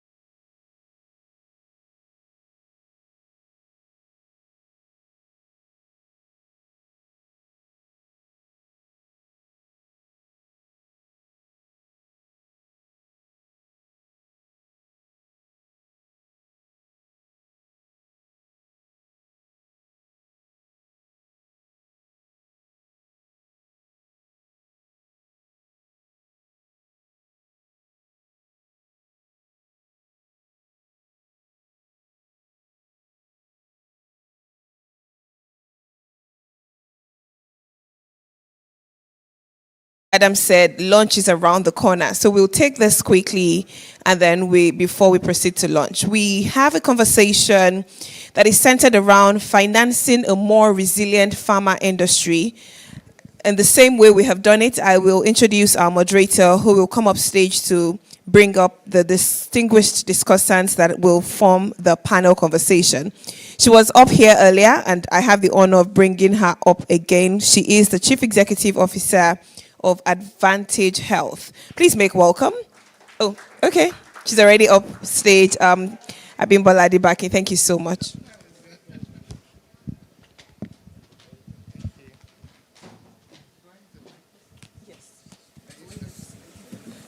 Okay. Good afternoon, ladies and gentlemen. How are you feeling? You're all pharmaceutically okay. My mentor uses that every time, so me too, I will use it. I bless you all pharmaceutically. So this next panel comprises 2 sub-panels, and we'll be talking about money. Is money interesting? So money in form of receivables is the first part of the session. We'll be talking about the farmer lifeline, turning receivables into growth capital. To join me on the stage, let me invite Dr. Oluwafemi Olaleye, who leads the health desk at Sterling Bank. Please, a big round of applause. Clap for him, oh, he just gave me loan, so I might give you loan too. Oh, okay. I'd also like to invite up on the stage Mr. Chijoke Dozier, who is the CEO of Carbon. A big round of applause. Last but not the least, we have Ms. Adesokpe Oko. All right. She is a partner, International Tax and Transaction Services at Ernst & Young. A big round of applause.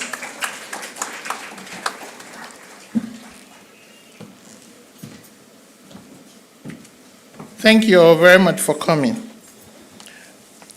The Farmer Lifeline, turning receivables into growth capital. Let me speak very briefly. This session is going to look into how pharmacies and pharmaceutical businesses can free up money. But we will not be complete if we don't have a pharmacist here. So I will call up to the stage Ms. Omobolanle Adekunle, FPSN, who is the Chief Operating Officer for Bido Pharmacy. A big round of applause. Bido, with almost 20 branches, is doing fantastic work.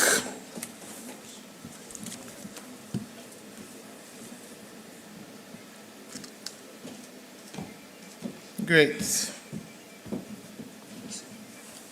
And I'll start with Omobolanle. Have you settled in? Yes, sir.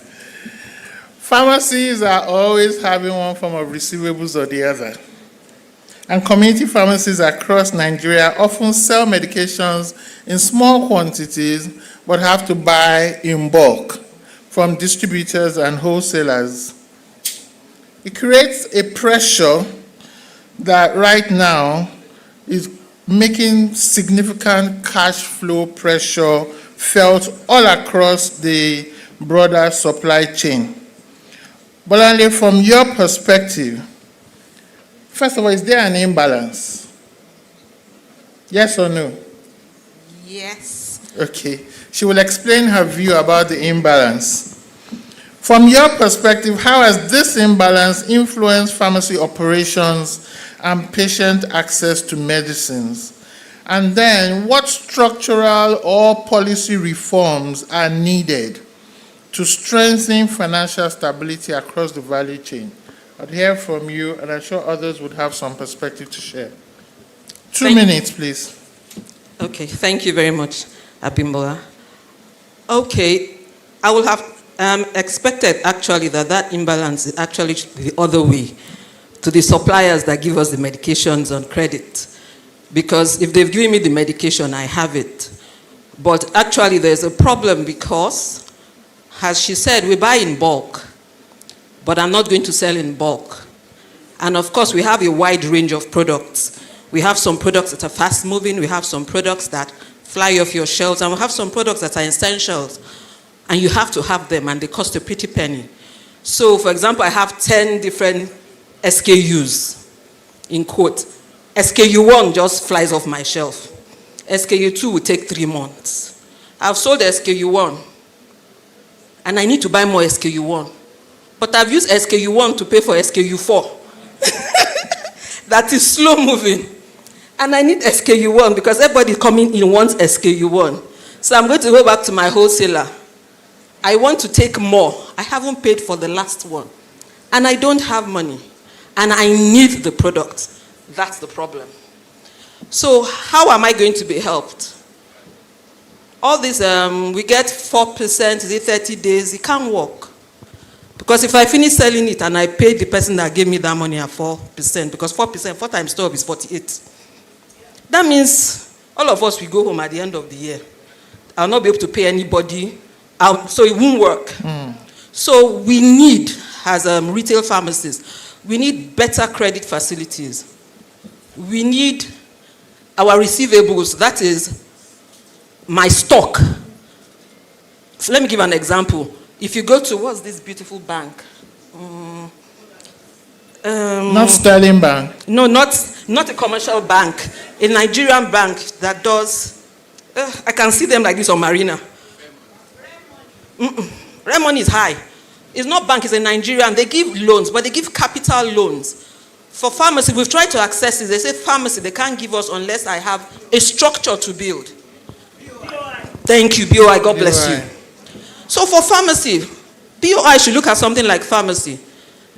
Our own stock, our capital is that our infrastructure. That's our own infrastructure. So we need, those are the kinds of things pharmacy needs.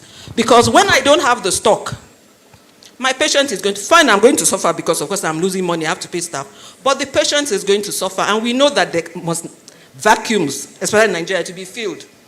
If they cannot get their drugs from the proper places, they will get it from the improper places. So we should look at the patients. Stop looking at the pharmacy as business. We are not businesses. If we were businesses, medications wouldn't be sold for the price they are being sold. That is the truth. I have pharmacists in here. How many pharmacists, people that sell shoe and bag, make more money than us? How many people can sell their drugs at 50% markup? Yes, we can't. Even we can, that's the truth. But shoe, 200%. And we will buy the shoe and we will buy the ashrebi. If I mark up my drug by 50%, everybody will make noise and start shouting. So at the end of the day, those little margins We need help. We need help. We need Thank help. you. We need help. Let me jump to Dr. Femi. Dr. Femi, you can feel the pulse in the room. We need, with concrete examples from you, how Sterling Bank is being innovative. What innovative credit or receivables financing models are most effective for pharmacies? Do you have examples? And for healthcare providers who are struggling with these liquidity issues? Tell us. Thanks a lot. So currently, there are two ways we currently structure support based on receivables that retail pharmacies or distributors or even manufacturers have, is that we structure it based as a line, an overdraft facility for them to use, and based on the analysis of the quantity of the receivables that they have, the size of it, size of their inventory, doing an analysis of their cash flow, then we determine what capacity they have, what kind of line we can extend to them. And we also have certain innovative things we're working on from the standpoint of an ecosystem. So, Drugstock is, a prime example of that in how they are trying to solve for, these kind of issues. So we partner with, players like Drugstock, partner with players like Kensington Global, and try to ensure that using aggregated platforms, we can actually finance the retail healthcare space in a more, efficient way. So that's actually what we are trying to do. The truth is that, yes, I understand, the unique and peculiar challenges in the healthcare system, like was just mentioned. You cannot just adjust your price to, meet up with market realities. But the capital that you need to deploy, in form of financing from a bank or from whatever entity, financial institution, is coming from, the market. So it is subject to market realities. So I think that the conversation we need to be having will be a structured way for the government to come in and provide intervention funds that will come and, fill in the gap. The truth is, the gap we have in the pharmaceutical sector in terms of manufacturing, distribution, it comes to somewhere around, I think, $30 to $50 billion. That's a lot of money, right? It's a lot of money to come at 5% interest rate per annum. Capital goes where capital will be returned with competitive interests. So we have to begin to have those kind of conversations. I know that there's been conversations about setting up a health bank financed by the government and some foundations from outside of the country who are interested in bridging the gaps. I think we need to have more of those kind of conversations as regards that. So yeah, Sterling Bank is playing that we actually do a lot of heavy lifting in terms of working capital provision, invoice discounting for pharmacies. We have thousands of pharmacies that we currently support nationwide, and we are currently looking for big players, medium-sized players, small players to actually support. We have a product right now that gives cheaper loans to women-led businesses in the healthcare sector. It's not 35%, it's not 30%, it's below that. And we are working on actually making loans more affordable. Inflation is dropping. The CBN agrees. MPR is dropping, so you should expect that rates also will drop and financing will be cheaper. Thank you. Thank you so much. Female-led pharmaceutical businesses, did you hear that? Sub 30%. All right, they will chase you. We're looking for single digits funding. And he has said we should extend that discussion. We really should. Maybe we need our own health bank.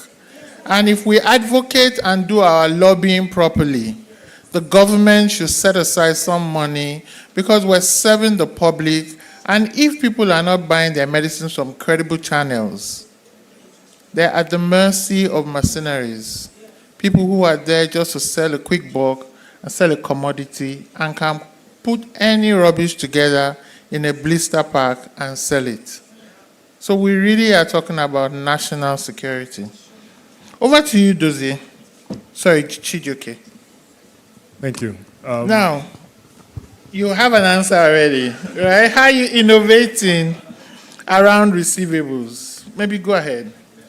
So I think it's all, we talked about data in other panels. Earlier. So it's about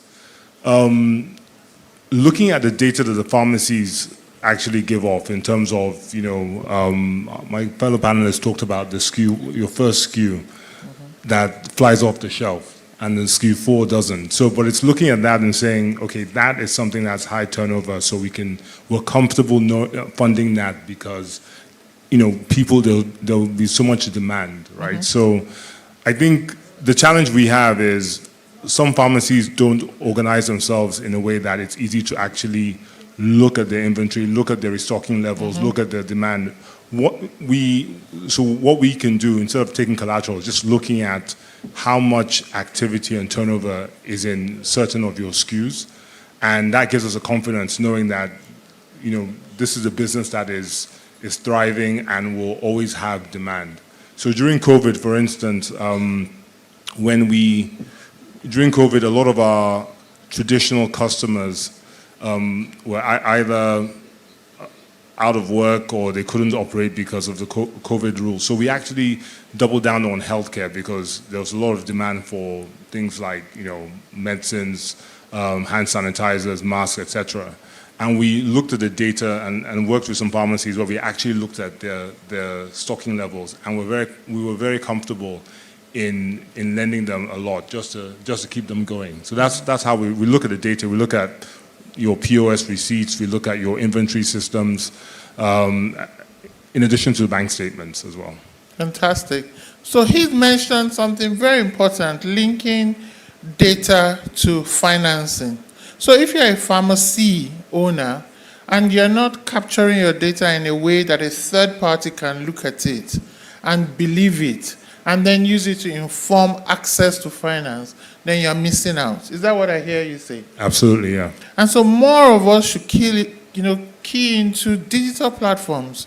More of us should key into sharing data that is shared in a way that is useful, and more of us should engage with fintechs and banks so that the solutions they can provide that would help us to help would actually be accessible to more of us. I think this is such an important discussion, but I want to veer a bit quickly to what is changing January 1st, the tax regime. Nigeria, you all know about what's happening, right? So there's many benefits to what is going to change January 1st. And then there are also many changes that you don't know, that you have not yet, apprised or informed yourself about. And I really love that the team at Drugstock has brought Mrs. Adeshope Oko. You are a partner, and all your life you sleep, dream, wake up, tax. Oh my God. We will sleep, dream, wake up, medicine. So, from a tax and compliance standpoint, what are the key considerations or pitfalls that pharmacies and healthcare providers that are in the room today should be aware of when they are thinking of the new tax regime and also thinking about converting their receivables into capital? What should we be aware of? Okay. Your pens and paper. Thank you for that. So when Dr. Olaleye was speaking, he mentioned, some financial instruments, that banks will grant for cushioning the effect of receivables, right? So from a tax perspective, I think one of the biggest things to consider would be in terms of transaction taxes. What do I mean? So, typically in Nigeria, when you are transferring a receivable, that in itself will not be subject to tax. But there could be some embedded clauses. It mentioned things around discounts, interest that will be granted, the service fee, and the likes.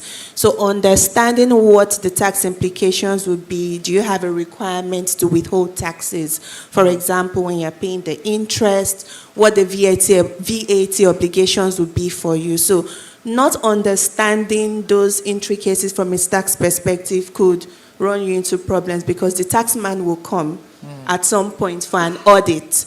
And if you're seen not to be complying with these requirements, there are penalties, like we know. And like you rightly said, under the reforms, some of these penalties have been increased just to ensure that there is compliance. So it's very important to proactively understand what the requirements are. Something else would be in terms of regulatory coverage. So if you are entering into a receivable conversion arrangement, particularly where you are, the receivable will be securitized rather. What does that mean? Collateral? Maybe, yes. We know collateral, right? Yes, or if it's going to be pulled into some structured instruments, that could bring it under the purview of certain regulators, maybe the CBN, NICOM, or SEC.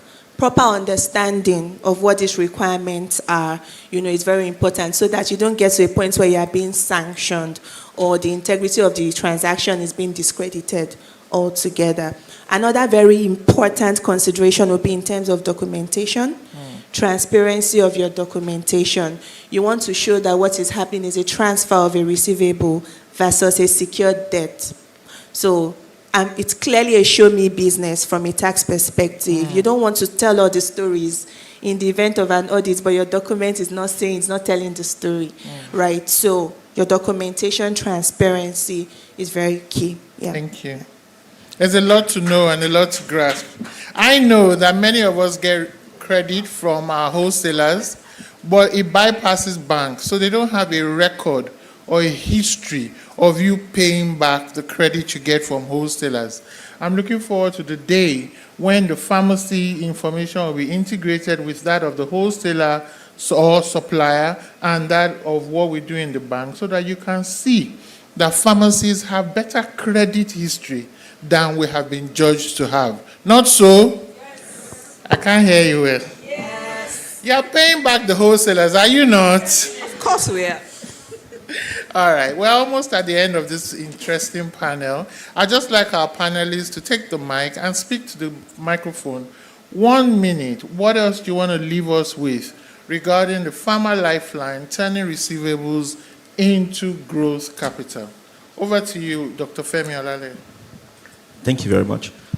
So what I would just would like to say is that accurate record keeping, transparent financials, transparent reporting actually would go a long way in ensuring that you attract capital, whether it's debt or equity, to your business.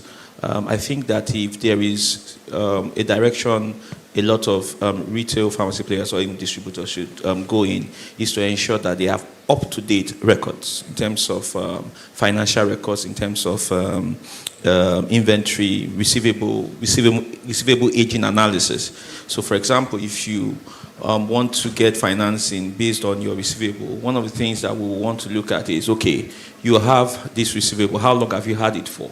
What is the analysis of this receivable? Is it 120 days, 240?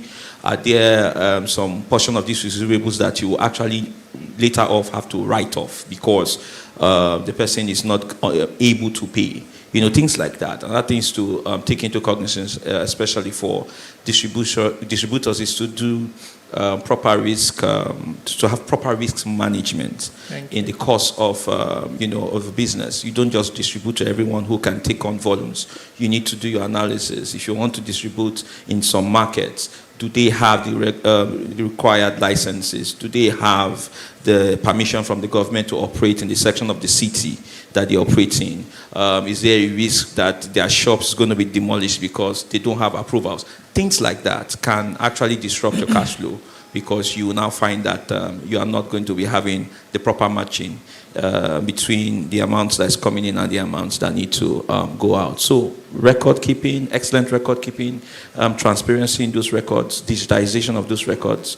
I personally think that if you get to a particular level, you have to have some particular type of auditors. You need to upgrade the kind of financial solutions you use in your business. Solutions that can give you, can report your financials in IFRS 9. so that it's easy for a banker or an investor to just look at your numbers, in real time and say, this is what we can do. All these solutions that just put everything in, make it all confusing, it doesn't help. Things like that. Once you get a particular level, if you bring structure in, capital will flow in. Thank you. Thank you. Thank you so much.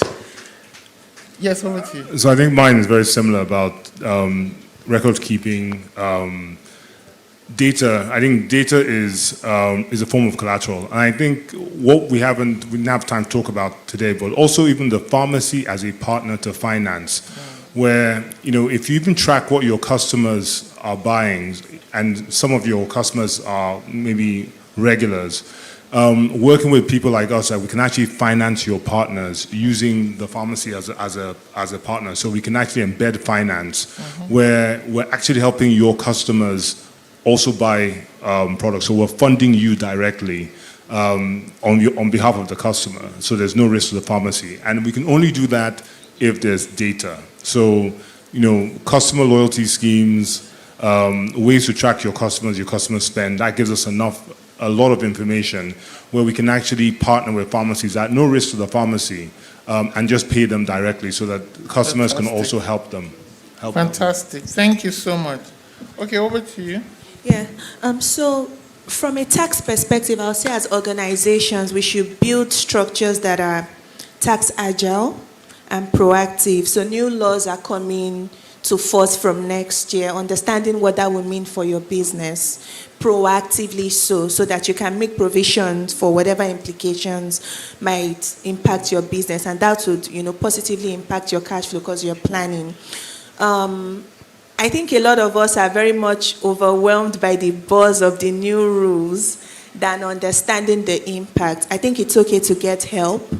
There are pharmacists, you have, like she said, you're basically working with pharmaceutical stuff and healthcare. So it's okay not to be a master in the taxation area, but whatever happens, get help so that as you build your structures, you are getting some advice on how to plan. As challenging as it sounds, it also comes with a lot of benefits or incentives.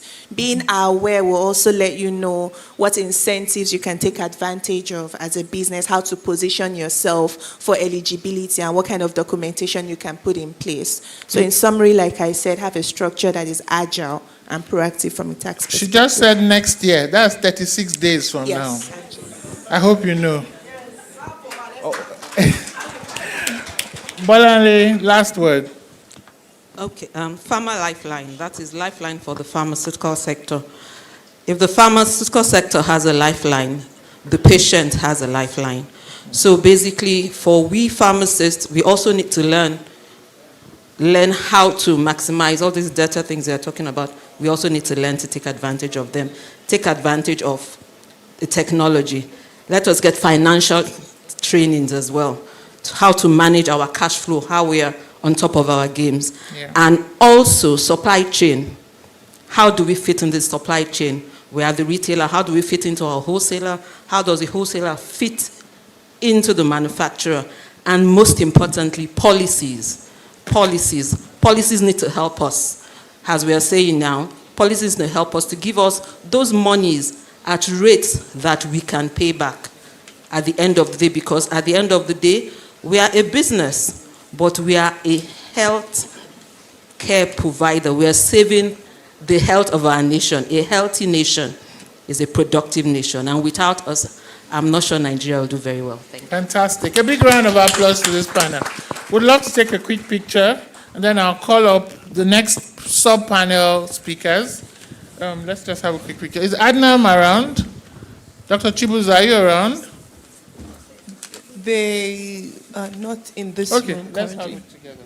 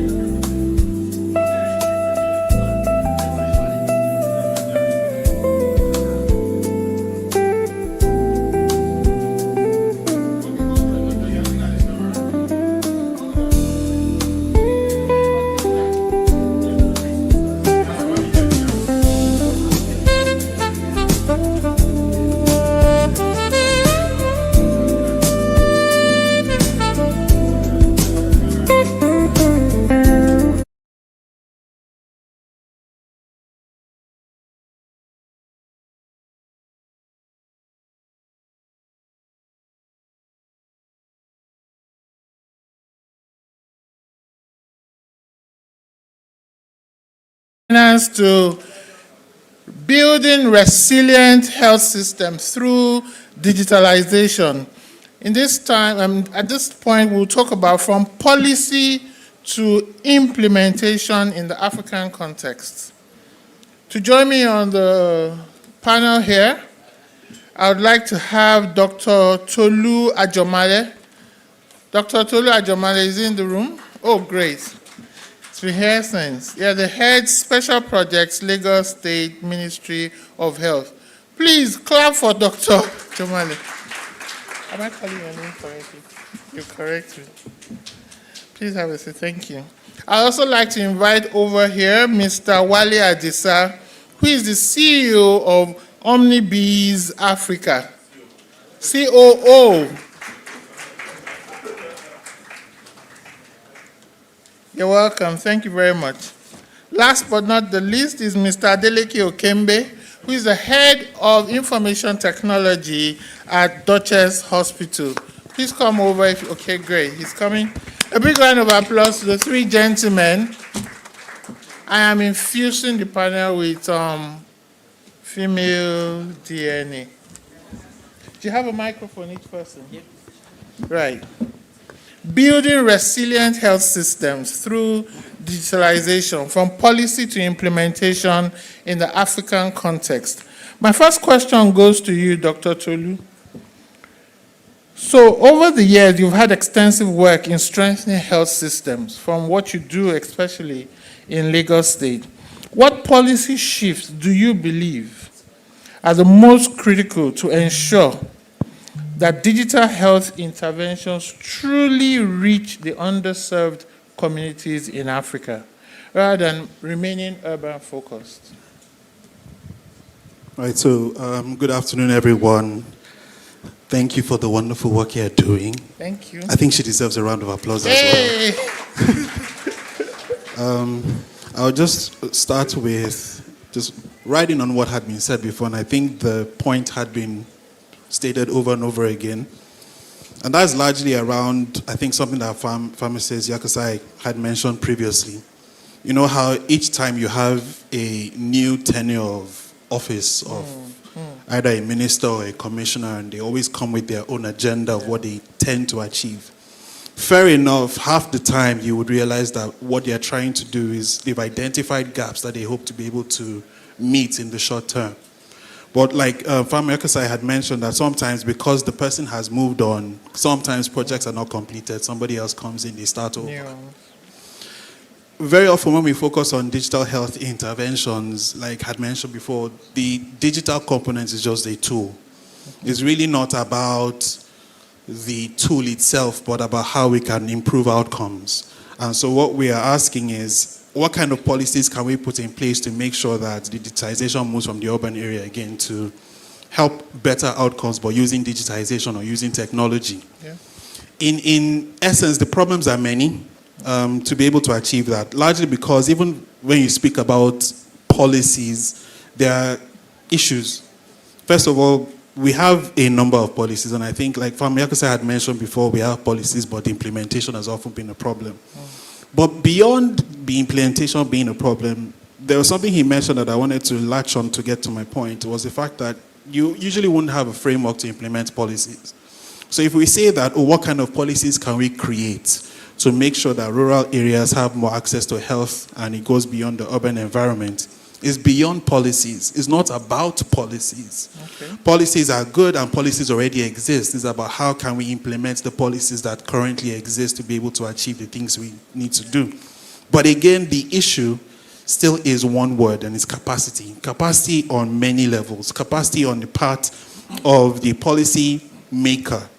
The capacity to translate that policy into actionable steps. To be able to translate into an implementation plan or a framework, and that largely lacks. There's also capacity issue on the terms of the side of the provider. You don't know what the environment is. You have a great idea that you want to bring to bear, but you don't understand the system or the policy system or the working environment you are in. And sometimes that causes problems. Then the third is the users themselves. We've had many instances in Lagos especially where we've introduced many digital solutions. Very often there are good solutions to meet very important gaps. But the people who are supposed to use the solution are not ready to adopt your solution. So very often you have human-centered design issues around digital solutions that are being implemented. So if there's a policy shift that should happen, it should be how to ensure that whatever new intervention you create, whatever tool you create, there's a human-centered component to it. The people who are going to use this technology, do they have the capacity to use the technology? Do they have the willingness to use the technology? Because if that doesn't exist, you can have the finest product and we can send it to the rural areas, but the people won't use it, and that also includes the providers within facilities as well. Then you won't get the outcomes that you're looking for. Fantastic. Thank you so much. He's talked about capacity. It's not just about writing the right policies, but capacity to translate those policies into the lives of those who consume it and whether they will trust and actually adopt it. Thank you so much for that response. Omnibiz, you've done something fantastic with the FMCG. You've talked about FMCG is fast-moving consumer goods. We would like you to share, because I love to borrow models. I can borrow models from different sectors. My question to you is, how has Omnibiz has demonstrated how demand data, purchasing patterns, and distribution insights can transform fragmented FMCG supply chains. From your perspective, how can real-time data visibility, especially around demand and inventory patterns, how can it help to bridge the gap between digital health policies and actual system-wide implementation in African healthcare? Okay. Did you get that question? I think I did. Okay.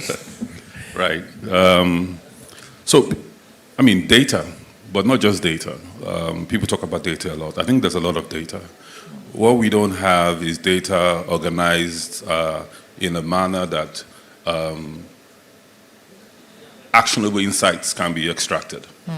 So for us, using the FMCG space as an example, what we have been able to do is, understand at the mom and pop level, at the Mama Wale shop level, exactly what the person wants to buy, exactly what people buy from them. We have visibility into, how she buys, what she receives. It enables us to be able to provide financing to that retailer. It enables us to be able to speak to manufacturers and say, this is what sells in this specific area. This doesn't sell.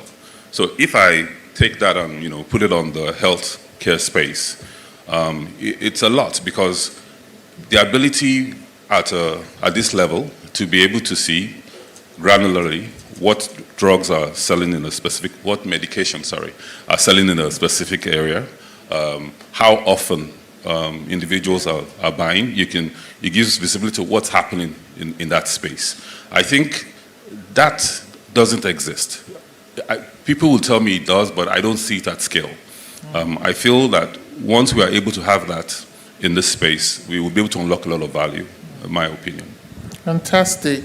So what is happening in FMCG can happen at the last mile in pharma retail if we use our data properly. Most definitely. And at scale. Did we hear that? At scale. So it's not just a scattering of pharmacies. It's us coming together with our full force. Thank you so much for that. Over to you, Duchess Hospital. You've been so excellent in the forefront of clinical excellence. How are you integrating digital transformation into your operations to strengthen clinical outcomes? And what can we learn from it? Thank you. Good question. I think a lot has been said about technology, digital transformation, and I think one of the speakers did mention about IT being an enabler. Before IT can actually drive clinical operations and other areas, other aspects of operation also, there has to be proper goals and objectives set out. Strategy needs to be aligned to drive the business. And so that's one of the things we've put into consideration at the Duchess. We have a proper structure for our goals and objective, then we use digital transformation to drive it. So one of the things we've put in place is we've been able to deploy the robust EMR system. It's not just like a regular EMR system. It plugs into every touch point of the hospital. Talking about pharmacy, laboratory, imaging, dialysis unit. It plugs into every area. So that patient care is delivered on time.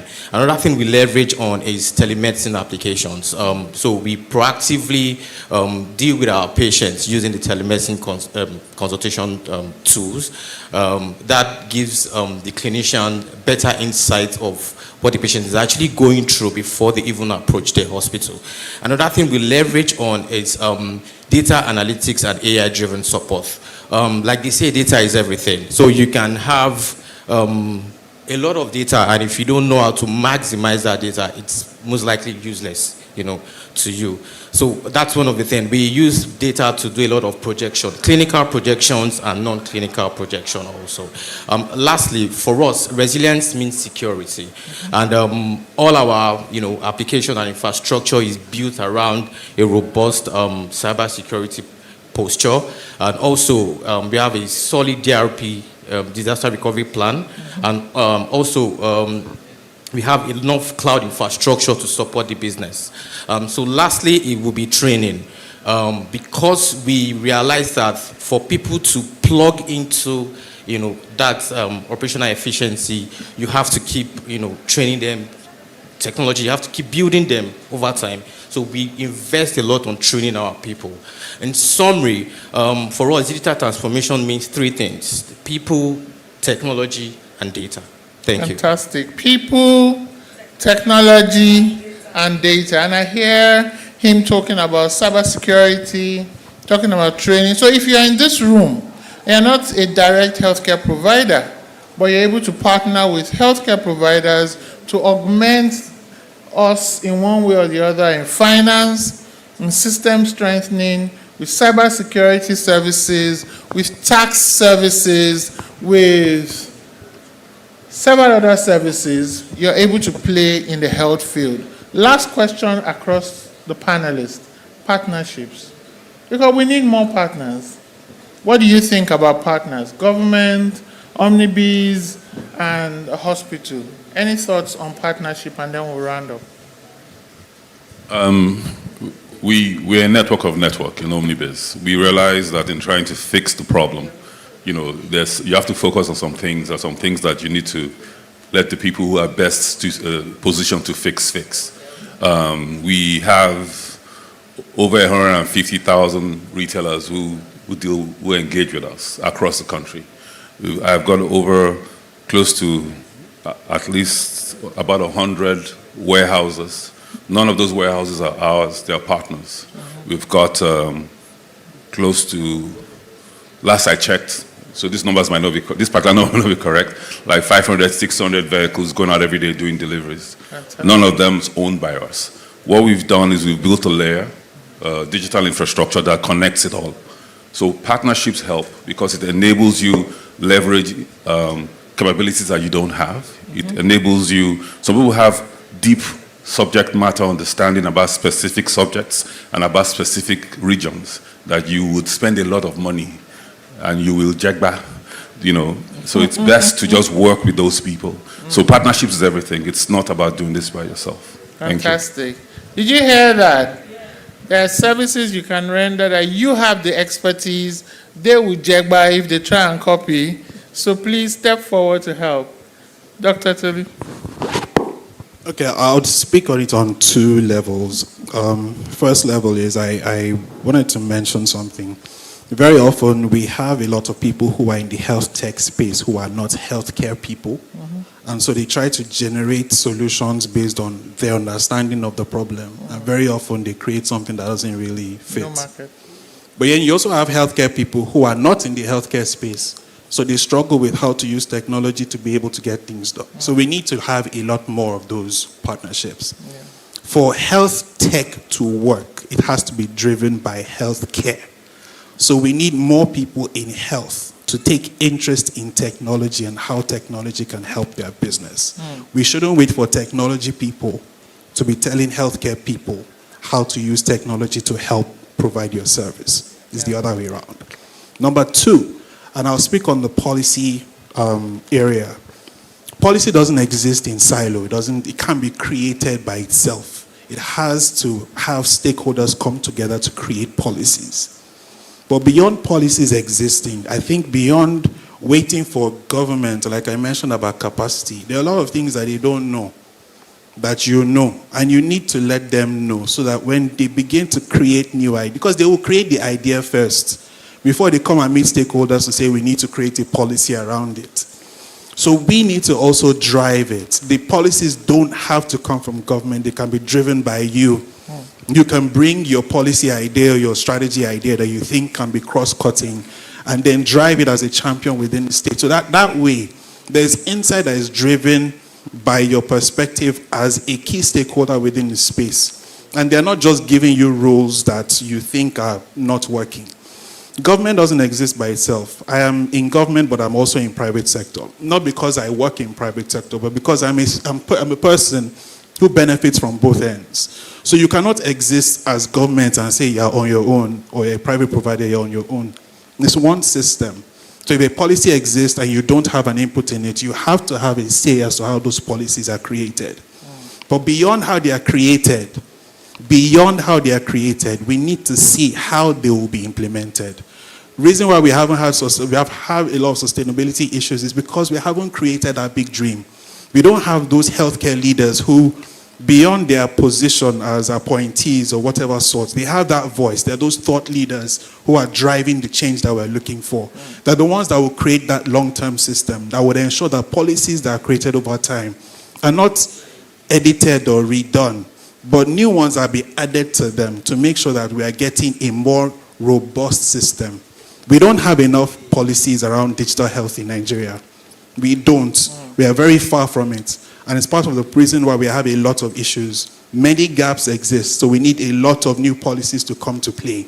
But beyond that, we need to have those systems that will make sure that you are able to get those things to work. Your ideas will work if there's a policy environment that will allow it to thrive. Fantastic. So this, I believe Dr. Otolu is opening up the door for big dreamers and thinkers in health sector to engage further with government. If you've got a big dream that can help drive policy, that can inform, that can shape it, please come forward and speak with him. This is the reason why we have sessions like this. It's not just to listen to the speakers, it's for you to interact amongst yourselves and with them and rub minds and opportunities that triggered. Over to the last speaker, Okay. Mr. Kimbe. Yes, thank you. I would address this issue from an IT standpoint. Okay. I think partnership is very important. One of the biggest problems we have in the healthcare sector is that interoperability is our issue, our major issue, because data sharing, it's majorly a big problem.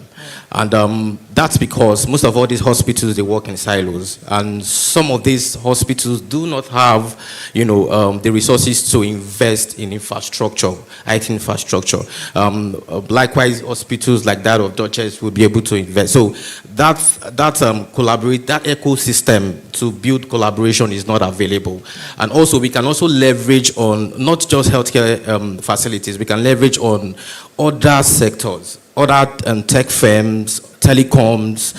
We can lean on their infrastructure and their expertise. Let's have a picture. Let's picture this. Where we have a robust EMR that is used across board, sitting on a cloud infrastructure.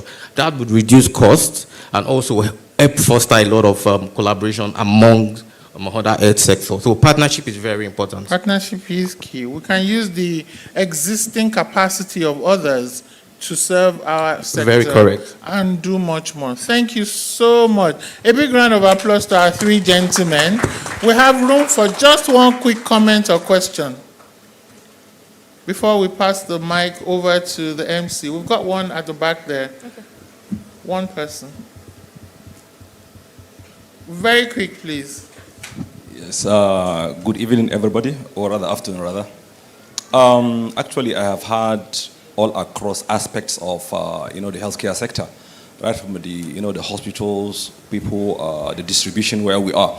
One thing I feel, though it might be a comment or a question, what I believe is the fact that somebody like me, actually, though I'm in a pharma industry, I'm the MD Latinas Pharmaceuticals, which is the only mega drug distribution center in northern Nigeria. So what I feel that is missing in most of the medically oriented courses like the pharmacies is the fact that, just like the curriculum puts it, that before you become a pharmacist, you have to go to the pharmacy school, spend 5 years. Likewise, too, in business, you have to go and spend 5 years for you to have the proper orientation of becoming a very good entrepreneur. I think mindset plays a very key role, because one thing is somebody who has gone through a pharmacy school over 5 years must have developed a mindset of being pharmaceutically sound. Yeah. So I believe if any of the speakers could shed more light on that, it's usually because there was an issue of turning receivables into growth tools. So one thing is, somebody like me, over 22 years, I have never loaned money from anybody, let alone talking about who gives me loan or not. It's just about proper management of the resources you have. I'm not saying that taking loan shouldn't be part and parcel of doing a business, but I believe that if pharmacists can be properly oriented with respect to financial education, marketing education, accounting education, I think they can properly manage resources in order to propel growth. Thank you. Thank you so much. Hearing from you is music to my ears. Just a few weeks ago, or was it last week, during PSN conference in Kano, the CEO that works with me, Advantage Health Africa, Pharmacist Michael Heavens, was in your facility, and he was blown away, and I saw the pictures. So kudos to you. You're doing fantastic work over there. He does indeed have a mega distribution center. So is there anybody who can talk to this? Because I think what he said is so obvious, but we need to reiterate it. Insights and knowledge in business. I think he just spoke the truth. Yeah. I'm not sure that. I think it's correct. It's. You've said it. We need to learn to be healthcare providers and business operators and leaders. And any way we can combine both, whether we borrow it as a skill that others have and hire them, or we learn it ourselves, or we hire professionals to support us, we must build big businesses for system resilience and for scale in Africa. Thank you all so much. I hope you have enjoyed these two panels. We'll take a quick picture and then we'll hand over to the MC. Do we have Adnam or Chibuzo, or both of them? Can somebody fetch them, please? Yeah, Chibuzo is coming. Thank you so much, Pharmacist Abimbola. You did an excellent job moderating and steering the conversations. I'm almost tempted to hand over the microphone to you to just finish up the event so I can retire. Let's take that offline.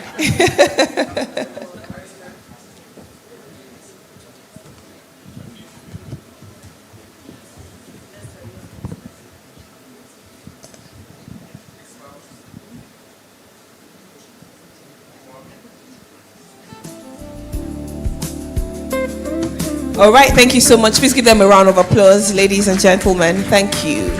I have good news for you.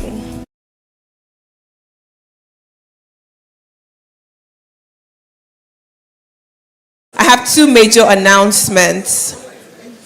We will, once we're done, of course, our CEO will say thank you to everyone who's come all the way to be a part of this conversation. And then he would lead the exhibition alongside the president and CEO of Drugstock, so we can visit the different booths, but they will lead it. After that, once we are done with, we'll proceed to lunch. Once we're done with lunch, pharmacies and pharmacy owners that have been invited by Drugstock for the partner event will return into this main room for a few more minutes so we can wrap up. We have a few things to discuss, and then we'll call it a day. But to say thank you, please let's make welcome our co-founder and CEO. Please celebrate him now. Celebrate a visionary. I mean, we've had such an extensive conversation today, but it's not in my place to say thank you. Please celebrate Dr. Okpara.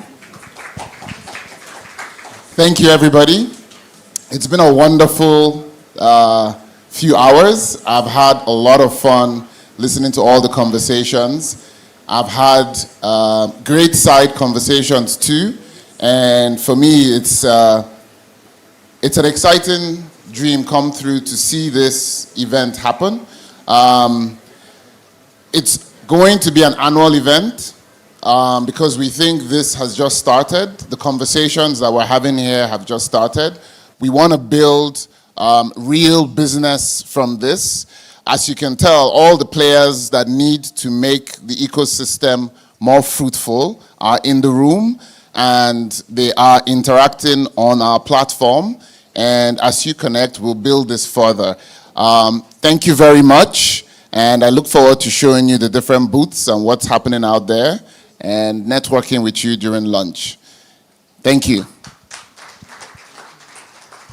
Thank you very much. On that note, we have officially come to the end of this segment. Please go with our CEO and co-founder of Drugstock, who will lead the exhibition, lead the procession to the exhibition. Lunch will be served after that. Directions will be given once you get outside. We have our hostesses, and of course, our host, our chief host, will also lead and direct us. We'll return to the room if you've been invited by Drugstock, if you're a pharmacy owner or a pharmacy represented, and you have the invitation to join the partners event, please return to the room after lunch. Enjoy your lunch. Thank you for coming. Remember, we're collaborating to ensure that we drive the future of healthcare that we really want to see in Africa. Thank you.